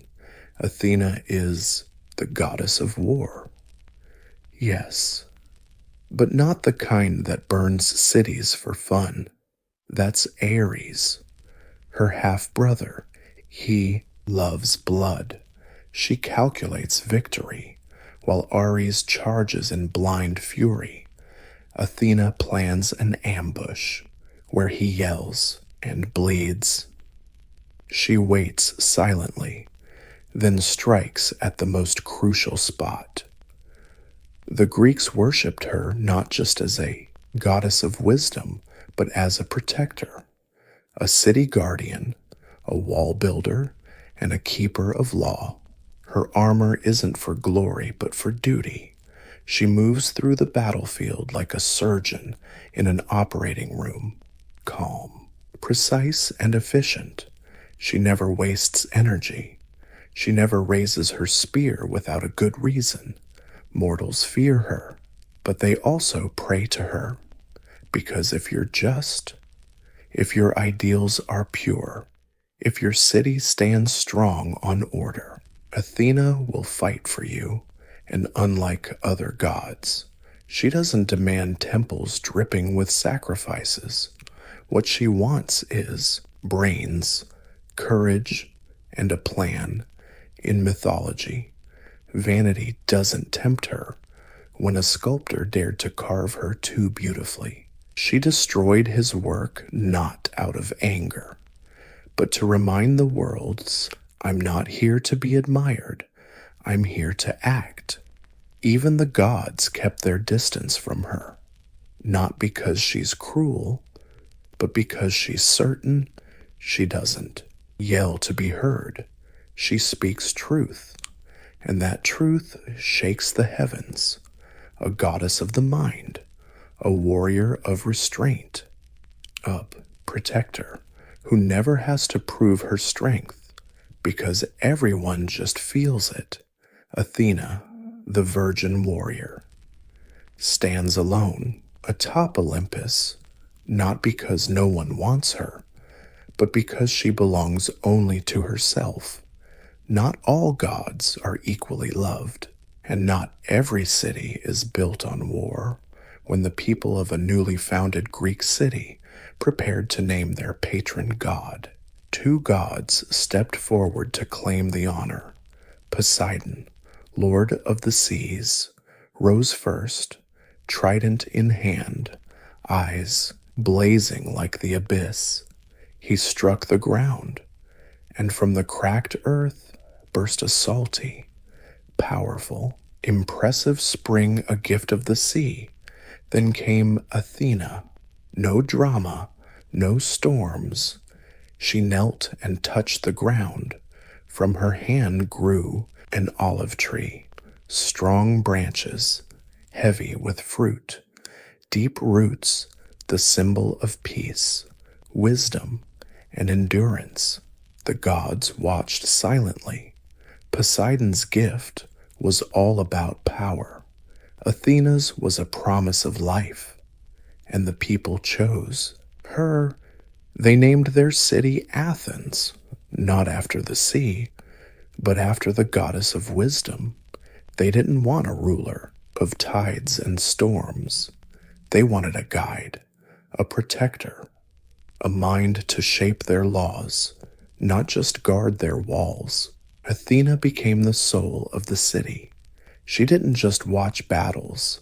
She directed its culture, schools, debates, and architecture. She was present in every choice they made, and in return, they honored her not with bloodshed, but with enlightenment. The Parthenon was built in her name, a marble temple so perfectly balanced. Even the gods admired it.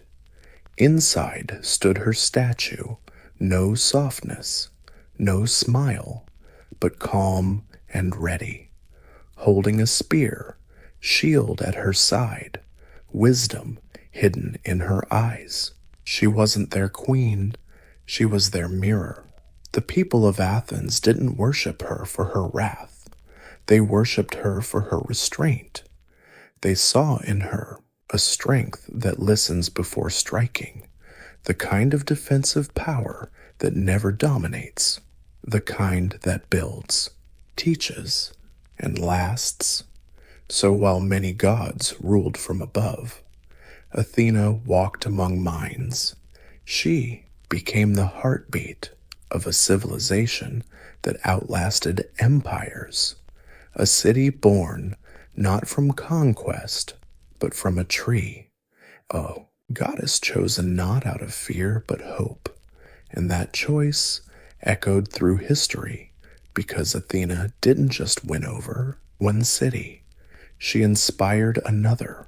In the peaceful town of Lydia, there was a girl whose hands danced with thread. Her name was Arachne. She wasn't noble. She wasn't divine. She was a mortal girl with a loom and a gift so amazing it made people gossip everywhere. Her tapestries sparkled with color and life. Both gods and mortals stood silent before her work, and eventually that became a problem. Pride crept in, quietly, tempting as always. Arachne started saying out loud, "My work is better than Athena's." Some warned her, others begged her to stop. But Arachne just smiled and kept weaving. On Olympus, Athena heard those words and felt pain. Others begged her to stop. But Arachne just smiled and kept weaving. Up on Olympus, Athena heard those words and it hurt, not because they doubted her power, but because they insulted her purpose. Athena wasn't just the goddess of wisdom and war. She was the goddess of craft, skill, and the quiet art that shaped civilization. And Arachne, the girl with no temple or title, dared to claim she was Athena's equal. So Athena came down, disguised as an old woman. She warned Arachne be humble, give thanks, and say so. But Arachne wasn't having it. She stared Athena down and said, "If you think you're better, prove it." Athena dropped the disguise and accepted the challenge. 2 looms, 2 sets of hands, 1 epic showdown. They stood side by side in complete silence. Athena's tapestry was pure Olympus glory, Zeus ruling, Poseidon roaring, and Athena herself beaming with pride, every thread perfect, every image stunning. Arachne, on the other hand, laid out the ugly truth: Zeus cheating on women, Apollo chasing nymphs, jealous, petty, cruel gods. But her work flawless, not a single mistake. Even Athena, with her divine heart, had to admit Arachne's perfection. But sometimes the truth stings worse than an insult. Athena didn't yell. She didn't hit. She gently touched Arachne and turned her into a spider, not out of rage, but mercy, a creature doomed to weave forever. No glory, no applause, just silk and silence, haunted by memories. And so the first spider spun its web under the moonlight. The goddess of wisdom turned away, not out of hate, but respect and sadness, because she'd never lost to a rival before. She had honored a mirror. Athena never wore armor just for show. Every piece told a story. Every symbol had meaning, but none clearer than her shield. The Aegis, a shield so terrifying and divine. It didn't just protect, it scared the hell out of people. Carved right in the center was a face twisted with anger and pain. Medusa's head. But how did the Gorgon's face end up in a goddess's hand long before it was a weapon. It was a tragedy. Medusa used to be stunning, a mortal priestess in Athena's temple, with silky hair and a face that stopped people dead in their tracks. But beauty was dangerous in the godly world. Poseidon, lord of the sea, abused his power and raped her right in Athena's temple, a holy place violated, a blasphemy. Athena's wrath wasn't aimed at Poseidon, but at the shame Medusa carried. So Athena transformed her, turned her into a gorgon, hair of snakes, eyes that turned anyone who looked at her to stone. Years later, a hero appeared, Perseus, a bold young guy sent to kill Medusa, but he couldn't do it solo. Athena handed him her shield, polished like a mirror, so he wouldn't have to stare directly at Medusa.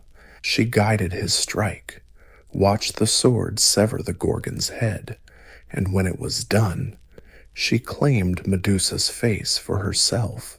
Was this revenge, cruelty, or something else? She put Medusa's head on her shield, not as a trophy, but as a warning, a symbol of terror. Sure, but also pain. Consequence. What happens when violence runs wild, even in sacred places? The aegis isn't just protection. It's a reminder that wisdom isn't always soft. Justice sometimes wears a monstrous face, and even gods carry sins they don't talk about. When Athena raised her shield in battle, her enemies didn't just see a goddess, they saw a furious face turned inward, sadness turned into power, and they ran, not because of Athena herself, but because of what she chose to carry, because even wisdom can be scary, and she wore her scary side loud and proud. Athena was goddess of strategy, justice, and self-control, but even she couldn't dodge fate. At Troy, war simmered like a flame, waiting for a spark. The gods picked sides, tempers flared, and soon the biggest war of the ancient world swallowed east and west whole. Athena sided with the Greeks, not because she loved bloodshed, but because of one broken promise. Paris, Prince of Troy, said Aphrodite was prettier than Athena, but even in war, Athena aimed to lead, not destroy, because even wisdom has a dark side, and she showed hers loud and clear. Athena is the goddess of strategy, justice, and self-control, but even she couldn't stop fate. In Troy, war simmered like a flame, waiting for a spark. The gods picked sides, anger flared, and soon the biggest war of the ancient world swallowed east and west alike. Athena sided with the Greeks, not because she loved bloodshed, but because one vow was broken. Paris, Prince of Troy, thought Aphrodite was prettier than Athena. Still, even in war, Athena aimed to guide, not destroy, and in that chaos, there was one mortal she favored above all Achilles. The guy was a battlefield champ, fast, strong, a storm in human form. But Athena didn't love him for his rage. She admired his brains. Beneath all that fury was a thinking warrior. She whispered strategy into his ear, held his shield when he faltered, even grabbed his hand when anger nearly took over. In every clash, her influence sharpened his instincts, but Athena knew what Achilles didn't. He was doomed. He'd been given a choice: live a long life forgotten or a short life remembered forever. Guess which one he picked? Yep, the short and glorious. Glory for peace, fame for time, and Athena couldn't change that. She stood there as the war dragged on, bloodier each day. She watched Patroclus, Achilles' closest buddy, suit up and fall under a Trojan spear. She heard Achilles scream when he got the news, not just a scream that ripped the air, but one that tore his soul apart. Achilles came back to the battlefield like a walking corpse. Athena didn't try to stop him. She armed him and made him stronger, so let him loose. He was going to kill Hector. Oh yes, he would outshine every hero before him. But soon enough, he fell too, not from brute strength, but from fate's cold hand. And Athena, goddess of wisdom, war, and reason, could only watch. She guided him, protected him, even loved him in her own divine way. But she couldn't save him because not even gods can mess with mortal choices, especially the ones that promise glory and destruction. While other gods demand worship, Athena hands humanity something else: tools. She didn't steal fire. That was Prometheus. But she taught how to shape it, how to use it, how to turn chaos into civilization. She's not the goddess of hunting or harvest. She's the goddess of craft, invention, building hands, designing minds, and eyes that see potential in stone, cloth, and wood. She taught mortals to tame horses, not just to ride, but to hitch, guide, and turn wild power into plowed fields and chariots. She showed women how to weave not just for looks, but for survival, warmth, shelter, patterns, and art. She gifted them the olive tree, worth more than gold. It gave fruit to eat, oil to cook and anoint, wood to carve and burn, a tree that demands patience and pays back 100-fold. While other gods hand out weapons, Athena offers guidance. Where Ares screams war, she builds walls, designs defenses, teaches generals to think before they attack. She's not the god who ends conflict, but she taught humans how to settle it smartly and with purpose. To the Greeks, she was more than a god. She was practical, goddess who didn't hover over their lives, but walked among their choices, whispering to blacksmiths, guiding architects' hands, shaping not just their beliefs, but their futures. She inspired the first philosophies, the first blueprints, the first laws: justice with backbone, wisdom with a sword, and unlike gods who gave gifts out of anger, lust, or pity, Athena gave gifts out of love, not warm, mushy love, but love born from belief, from potential. She believed humans could be more than beasts. They could build something lasting, fair, and wise. Her sun never bled. It demanded thought. Athena's gifts weren't miracles dropping from the sky. They were seeds, and over time, those seeds grew into cities, poems, laws, and stories, including this one. Because even now, when we choose reason over rage, discipline over chaos, thought over impulse, we're still living in the world Athena imagined and gifted us. Time may wear down even the greatest gods. Olympus, once the world's center, the world Athena imagined and gave us. Time can wear down even the greatest gods. Olympus, once the center of everything, faded, temples crumbled, statues weathered by wind, new empires rose, new names whispered in prayers.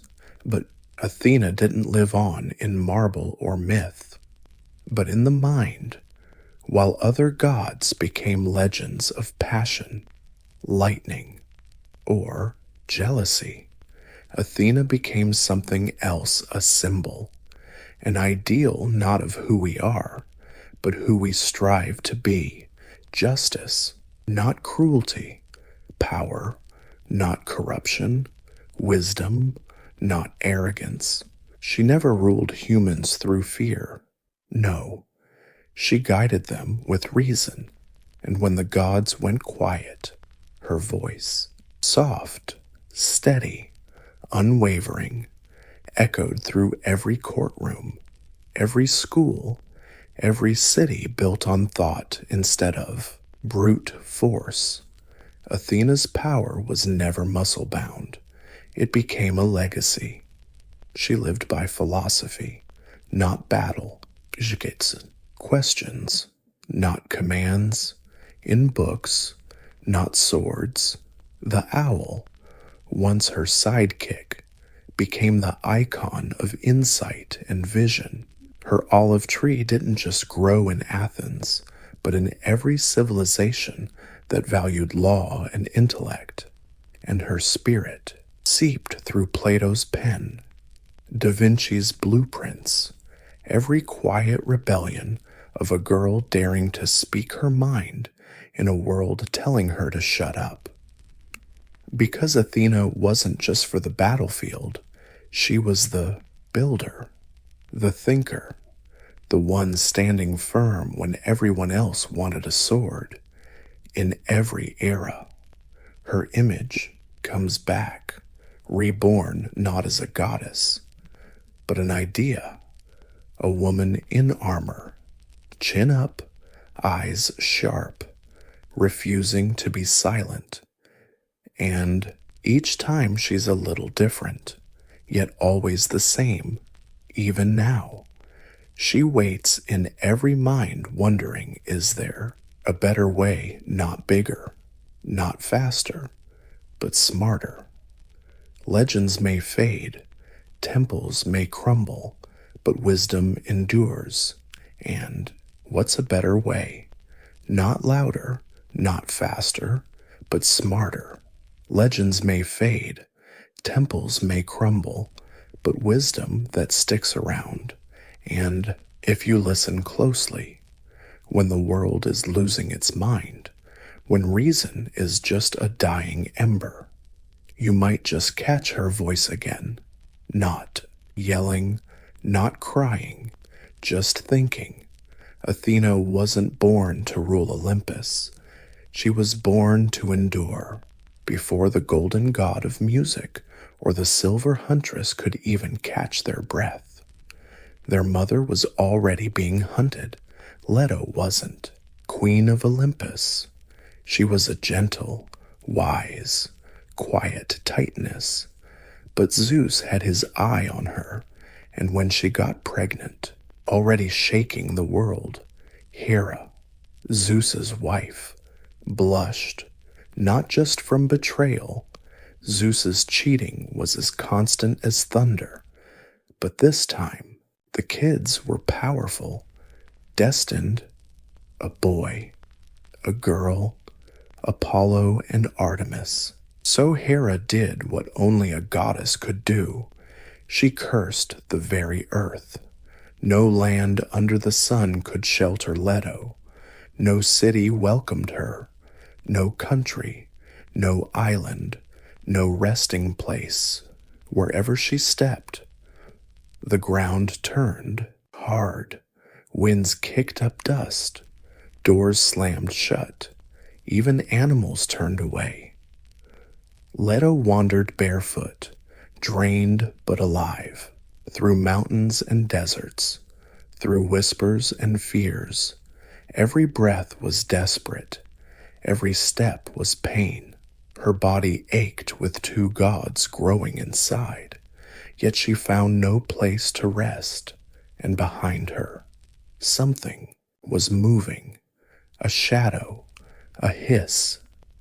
Python, the giant serpent born from Gaia herself, keeper of ancient prophecies, a creature so huge it slithered across mountains like a living rope. Some say sent by listeners, others blame fate, whatever the truth. It hunted her, it followed her through rivers and hills. Its tongue flicked, its eyes always watching, not to kill her, not yet, but to torment her, to make her run. The earth rejected her. The gods stayed silent, but Leto kept walking. She cradled her belly, whispering to the children inside, promising them life, promising that no matter how hard the world tried to crush them, they would rise. She wasn't a warrior. She carried no weapons. He watched, not to kill her, not yet, but to make her suffer, to chase her away. The earth rejected her. The gods stayed silent. But Leto kept moving, cradling her belly, whispering promises of life to her unborn children, promising they'd rise no matter how much the world tried to crush them. She wasn't a warrior. She carried no weapons, but she carried gods, and in her silence there was defiance. Twin children were coming, light and darkness, sun and moon, and even the cursed earth would tremble the moment they opened their eyes. Leto was on the edge of collapse. She wandered every known land, feet blistered, breath ragged. No land would hold her. No temple would welcome her. Even the animals on her path fled.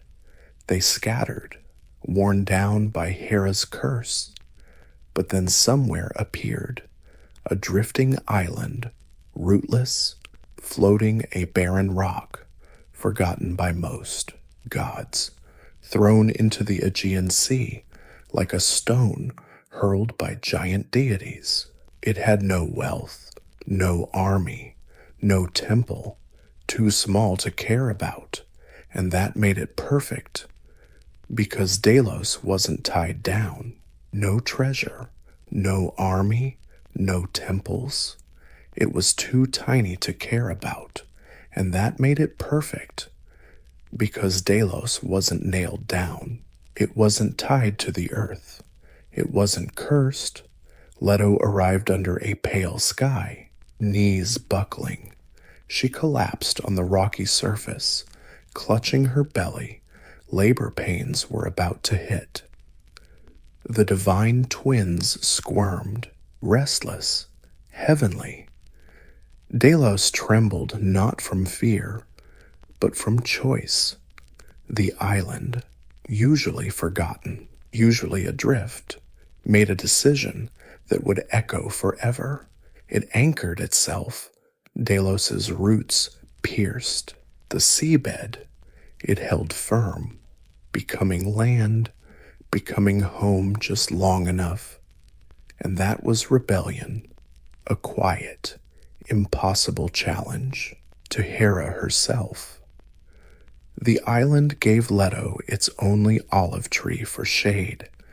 The cliffs shielded her from the serpent snake. It circled but couldn't reach. There, alone, except for a few nymphs and the wind. She gave birth. First came Artemis, the huntress, the silver maiden, arriving silent, calm, and wise. Even as a newborn, She didn't cry. She watched. Then, after 9 more painful days, Leto birthed Apollo, radiant like dawn, shining golden. His cry echoed like music over the sea waves. The twins were born, and the curse was broken. Delos was no longer a drifting rock. It had become sacred ground, where gods were born. And even though it had nothing to offer, no temples, no power, no gold, it gave something. No other place dared shelter. And just like that, Delos became immortal, because sometimes greatness doesn't start with strength, but with compassion and the choice to protect the world's rejects. They were born together. But they weren't the same. Artemis came first, quiet as a shadow beneath the leaves, eyes wide open, calm, ancient, even newly born. She carried the look of a goddess who had seen this world and found it lacking. She was the moon before it knew how to shine, and while her brothers struggled to enter the world, she waited, Zeus watching her mother cry in pain. 9 days passed, and then, with a wail tearing across the horizon, Apollo was born. His skin was golden, hair blazing, eyes fierce. Where Artemis whispered to the worlds, Apollo sang out loud. His breath hummed like strings played by fate itself. The gods watched from afar. They dared not interfere with Hera's curse. But now, seeing the newborn twins on Delos's rocky shore, they felt something had shifted. These weren't ordinary gods. They were prophecies wrapped in swaddling clothes, even as babies. The twins revealed their nature. Apollo's first laugh sent birds flying. Light shone towards him. Flowers bloomed in his direction. Artemis reached for the shadows, her fingers tracing the curve of a bow only she could see, reaching for darkness. Her fingers traced the curve of a bow only she could see, the moon itself.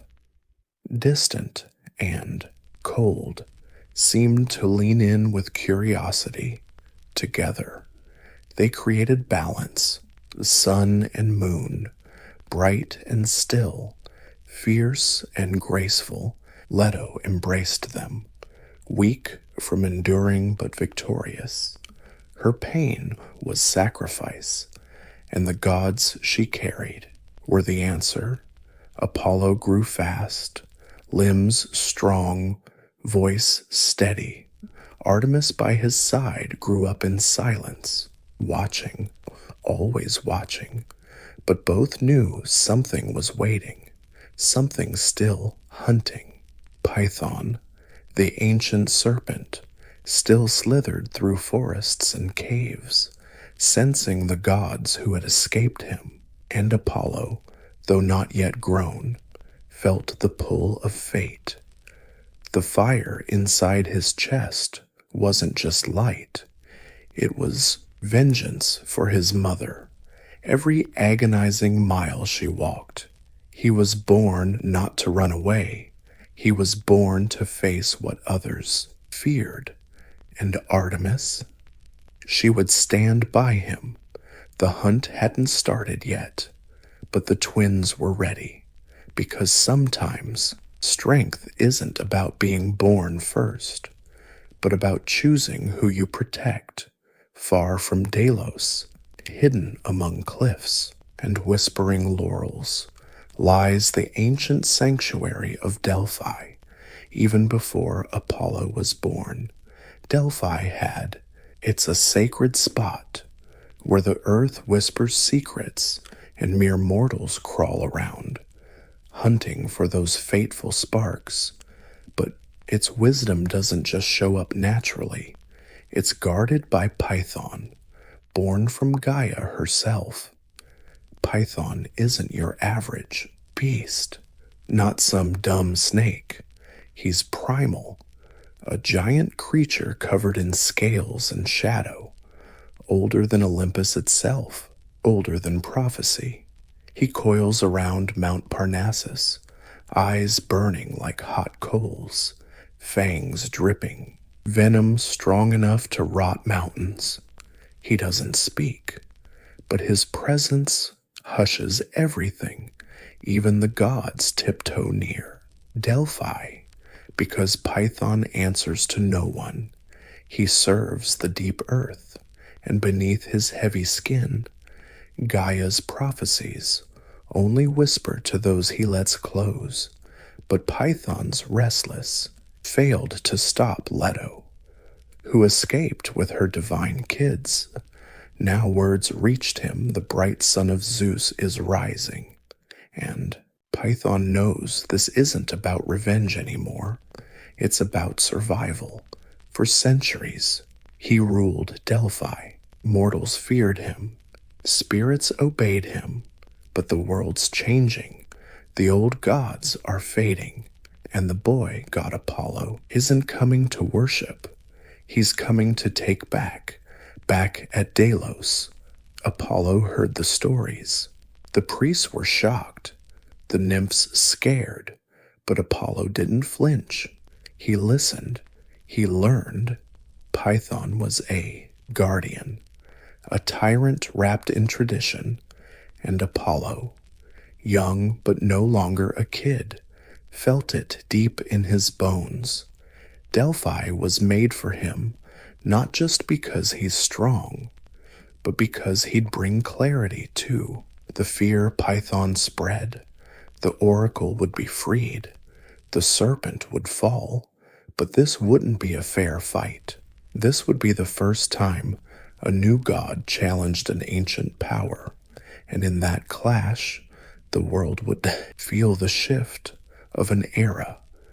The sun was rising, shining on blood.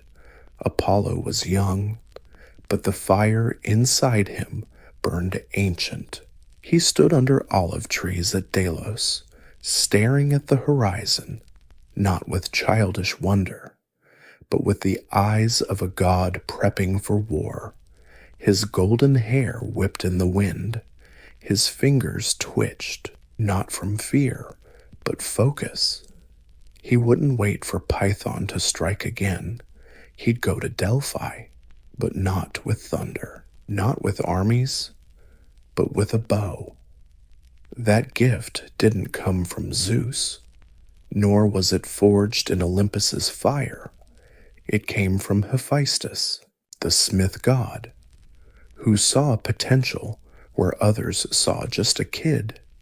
He crafted it from shining gold and silver, inlaid with truth, a weapon not of chaos, but precision. Apollo accepted it silently. His hand gripped the hilt like it had always belonged to him, and as he drew the bowstring, the air tightened, practiced in the bushes, out of sight from Delos, not to impress, but to prepare. Each shot was a vow, each arrow a question fired at the universe. Are you watching? Artemis was always watching. Now she carried a bow too, slim, silver, glowing in the moonlight. She didn't say much, though, but when she did, it cut sharp. You've got one shot, she told him, no malice. Python's no wild beast. He's memory. He's fear. Apollo nodded. Then I'll be precision. He's not chasing glory. He's not acting out of pride. He's thinking of his mother, of the serpent that hunted her, of the years Python clouded the prophecy. He doesn't want to kill a creature. He wants to cleanse the poison it spread. He is the god of light and illumination. The moment has come. The sun rises from the sea like a blazing halo. Apollo stands on the shore, bow in hand, quiver on his back. No armor and no crown, just steady. The world holds its breath. Artemis reaches out to gently tap his shoulder, not to stop him, but to tell him she's staying. He sets off alone for his glory. Nope. He wasn't acting out of pride. He was thinking of his mom, of the snake that hunted her, of the years Python clouded the prophecy. He didn't want to kill a creature. He wanted to cleanse the place it poisoned. He was the god of light and shining truth. The moment had come.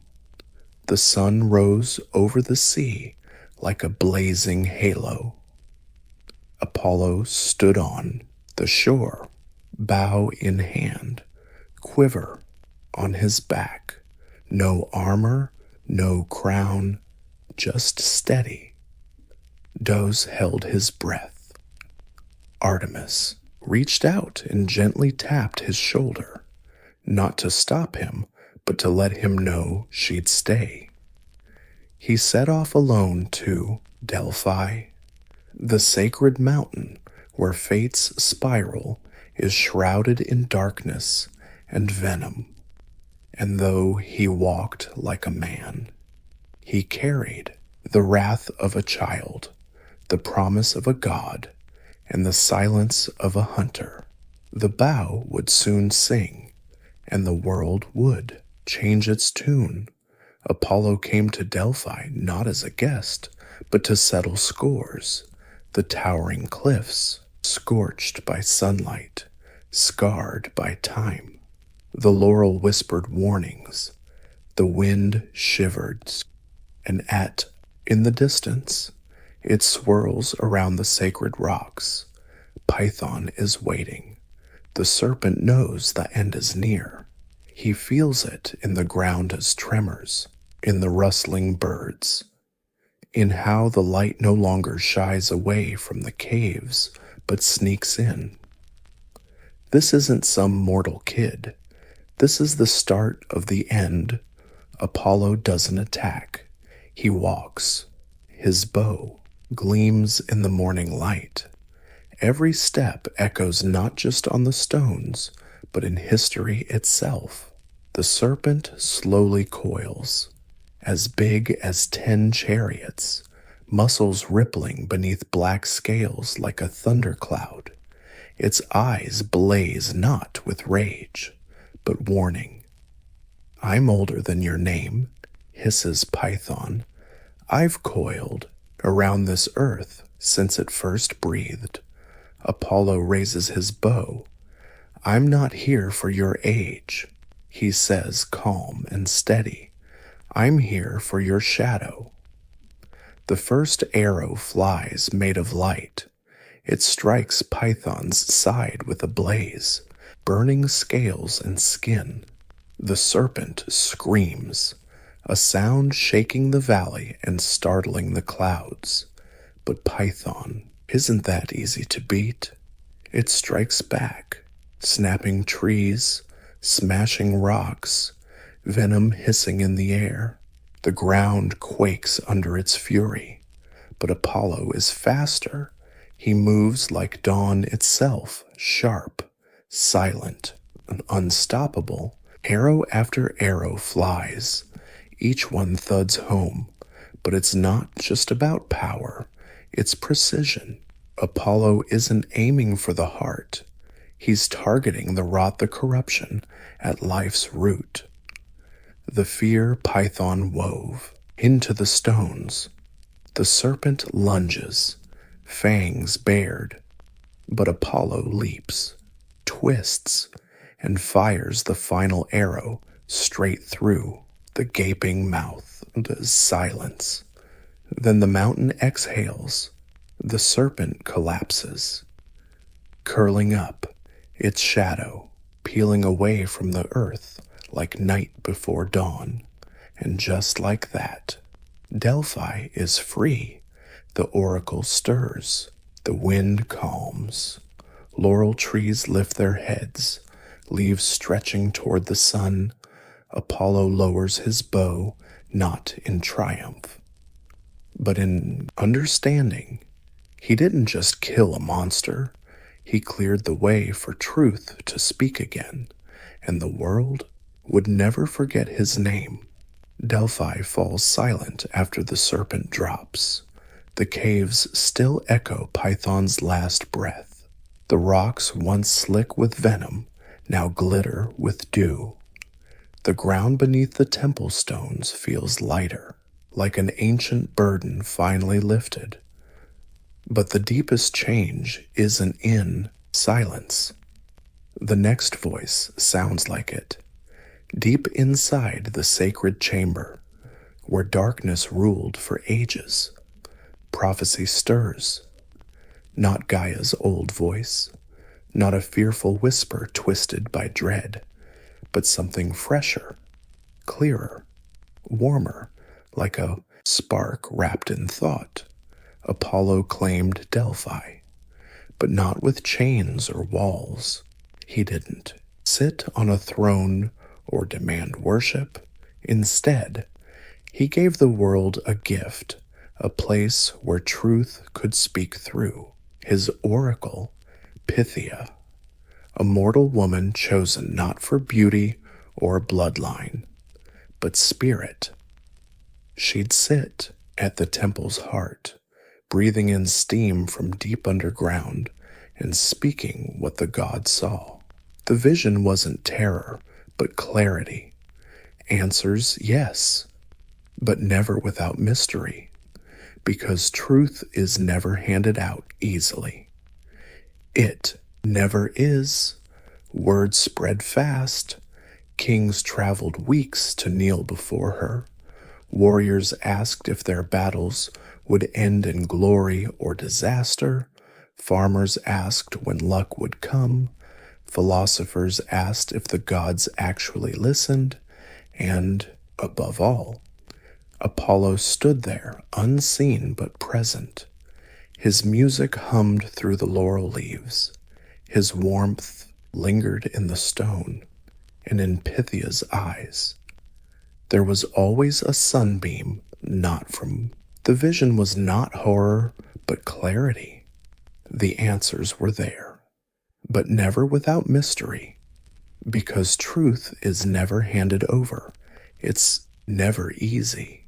News spread fast. Kings traveled for weeks just to kneel before her.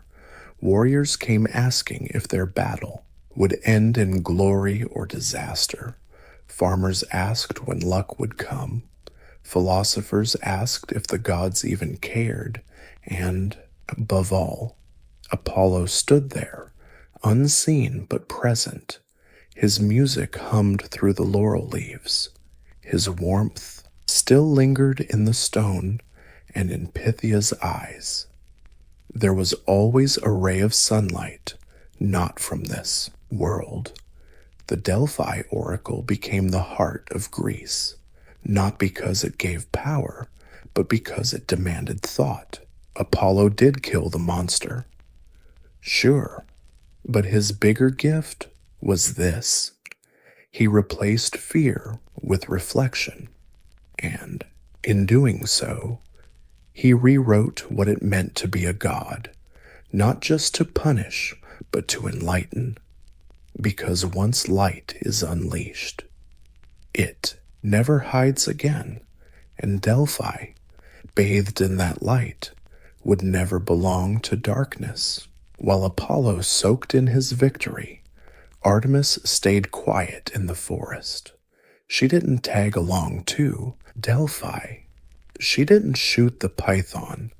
That battle was his fate, his calculation, and she honored that by staying where she was strongest, where the wild things are. But she felt it, the moment the last arrow hit, the moment the seer opened her eyes, the moment the snake's shadow curled beneath her brother's light. She stood barefoot On the cliff at dawn, not just watching the sunrise, but watching Apollo, her twin, her flame, the other half of her celestial balance. She didn't smile or cry, she just quietly watched, proud in that silent way only a goddess knows her role different, but just as sacred for Artemis. The wild was her temple, where Apollo's light touched cities. Her shadows danced through the trees. Where he guided seers, she guided instinct. Where he brought clarity, she brought intuition. They never meant to walk the same path, but they meant to move forward together. When Apollo claimed Delphi, Artemis went deeper into untouched forests. She whispered to wolves. She taught deer to run silently. She wrapped herself in moonlight and sharpened her silver bow. She wasn't forgotten after her brother hit fame. In fact, mortals feared her more. They didn't sing her praise but left offerings on rocks. They saw judgment in her eyes, silent justice. Young women prayed for her protection. Hunters begged her blessing before the chase. Midwives called her name during labor, and she answered not by fire, but by presence where Apollo's legacy shines through. Temples and prophecy. Artemis is felt in the wind and instinct, on paths never walked, where danger hesitates under her gaze. She doesn't need Delphi, she has the wild, and when her brother stood on the sacred rock, embraced by priests and kings, Artemis looked up at the moonless sky and whispered a secret only she knew you lit the world. Brother, I'll guard its silence. And so balance was born, the sun and moon, voice and silence. Twin gods always rising side by side. Apollo, god of music, poetry, and light, often remembered for beauty and brilliance, but not without shadows. Beneath the golden roar of lyres and the warmth of truth, burned a rage hotter than midday sun. His fury, when sparked, wasn't wild like Ares or cruel like Hera. It was precise, sharp, merciless. The world would soon find out. Apollo never forgot contempt. Mortals mocking gods risked a lot, but mocking Apollo's art, that was just plain stupid. Marcus learned this too late. A satyr with a bone flute. Marcus stumbled upon an instrument Athena had discarded. He played it well, too well, so well he dared challenge Apollo, the god of music, a mortal, a goat-footed trickster, challenging a god. Apollo accepted in the contest. Marcus played first wild, soulful. The forest bowed to his notes. Birds froze mid-flight. Even stones seemed to sway. Then Apollo played. Sound like light itself, pure, dazzling, divine. But he didn't stop there. He flipped the flute, played it backwards, sang and strummed. Then he looked at Marcus. Can you do both? He asked. Marcus couldn't, and Apollo showed no mercy. The god who spared Python wasn't so forgiving here. He peeled the flute's skin, strand by strand. In a cave where echoes still screamed, the gods watched. Some looked away. Even Artemis, goddess of the hunt, frowned. But never forget disdain.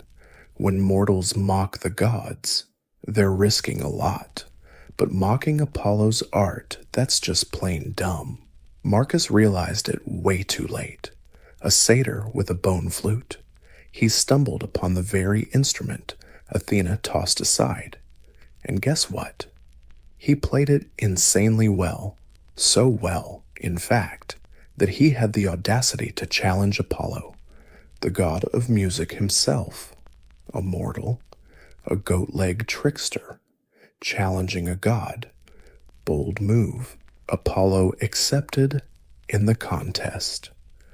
Marcus went first wild, soulful, like the forest itself was swaying to his tune.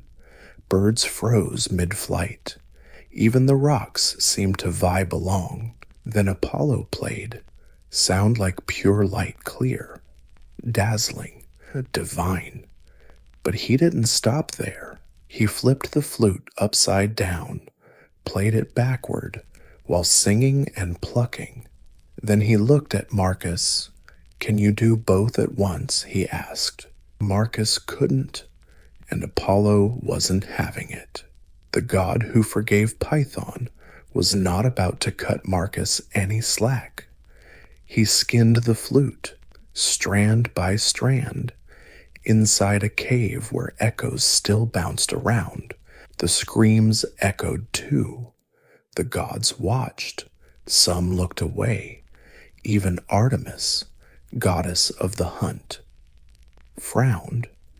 But Apollo's face stayed stone cold, not happy about the punishment, just icy, cold certainty in his eyes. Justice served, because Apollo brought light to the world and expected respect in return. Delphi would be a place of truth, yes, but also of discipline. Mortals came for wisdom, sure, but left with warnings: don't lie, don't brag, don't forget that beauty, when challenged, can burn. Apollo is the god of harmony, but he broke that harmony, and he'd become a storm. He's not cruel by nature, but he'll never let the world forget that even. The sun can scorch, Apollo can heal, but he can also destroy, and when mortals forget that, he reminds them not with fire, not with arrows, but with disease. The Trojan War dragged on fiercely for years. Heroes clashed, gods picked sides, and blood spilled on the beaches like rain. But it wasn't swords that made the Greeks surrender. It was Apollo's wrath.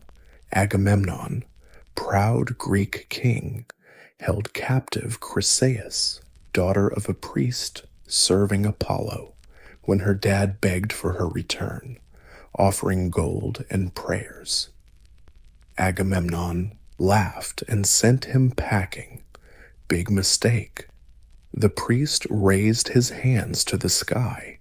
Apollo answered. He didn't come in glory, but in silence, an invisible god, but unmistakable. He stalked the Greek camp like a shadow, bow in hand, and every time he drew the string, a soldier fell, not from arrows, but from a deadly plague. Death came quietly, no trumpets sounding. Dogs howled, the air thick with rot. Day after day, warriors dropped, too weak to lift their shields. Horses groaned, fires burned unattended. The army begged, the seers for answers, and all eyes turned to one god, Apollo, the healer, the wise one, protector of prophets, bringer of doom. Agamemnon insulted him, and now his soldiers paid the price. Only when the girl was returned, unharmed, no ransom paid, did Apollo lower his hand. The sickness passed, but the memory didn't, because that's Apollo's truth. He's not just light and harmony, he's balance. If mortals cross the line, if justice is mocked, if sacred vows are broken, he doesn't react with fury, but with correction, and unlike other gods, Apollo doesn't scream. He acts quietly, steadily, but with power. The Greeks kept praying for health, music, guidance, but always with a shadow of fear, because now they knew what few dared say out loud. The God who heals disease also knows how to stay silent, and when the sun hides behind the storm, it's not darkness you fear, but knowing who put it there. The war ended, temples crumbled, but Apollo and Artemis's names lived on, not just carved in stone, but woven into life itself, because they were never rulers by force. They were guides. Artemis stayed wild, untouched by palaces or crowns. Maidens whispered her name under moonlight. Hunters left marks on forest edges. Mothers prayed to her in labor, begging for mercy or strength. She answered with silence, instinct, presence. She didn't need temples. Her sanctuary was the wild, and Apollo. He became the golden thread in the tapestry of civilization. His music shaped the first song of the lyre. His voice echoed through the oracles at Delphi for 1,000 years. Poets, sculptors, doctors, lawmakers all relied on him, not for fire or magic, but for clarity. He's not the God who forces your hand. He's the God who lights the path and lets you choose. Together, the twins embody balance, where Apollo brings law, Artemis brings instinct. Where he reveals truth, Artemis guards mystery. Where he warms, Artemis cools. Where he rules in gold, Artemis moves in silver. They never actually rule Olympus, but they shape it. More than that, they shape humanity, because their power isn't just in what they give, but what they hold back. Artemis never tames the wild. She keeps it wild forever. Apollo never answers every prayer, he says. Let mortals question, and in that, they created a rare thing among gods' maturity. They aren't just protectors. They're mirrors reflecting both the best and worst in their followers. And even today, when a kid feels the moonlight's buzz on their skin, when a musician finds the melody in silence, when a seeker kneels at a crossroads, not begging for salvation, but for wisdom, the twins still stand there, one watching from the trees, the other humming just behind the sun, because gods may fade from temples, but they never fade from hearts, especially those born in exile, who chose to become something more than worship. They became part of us forever.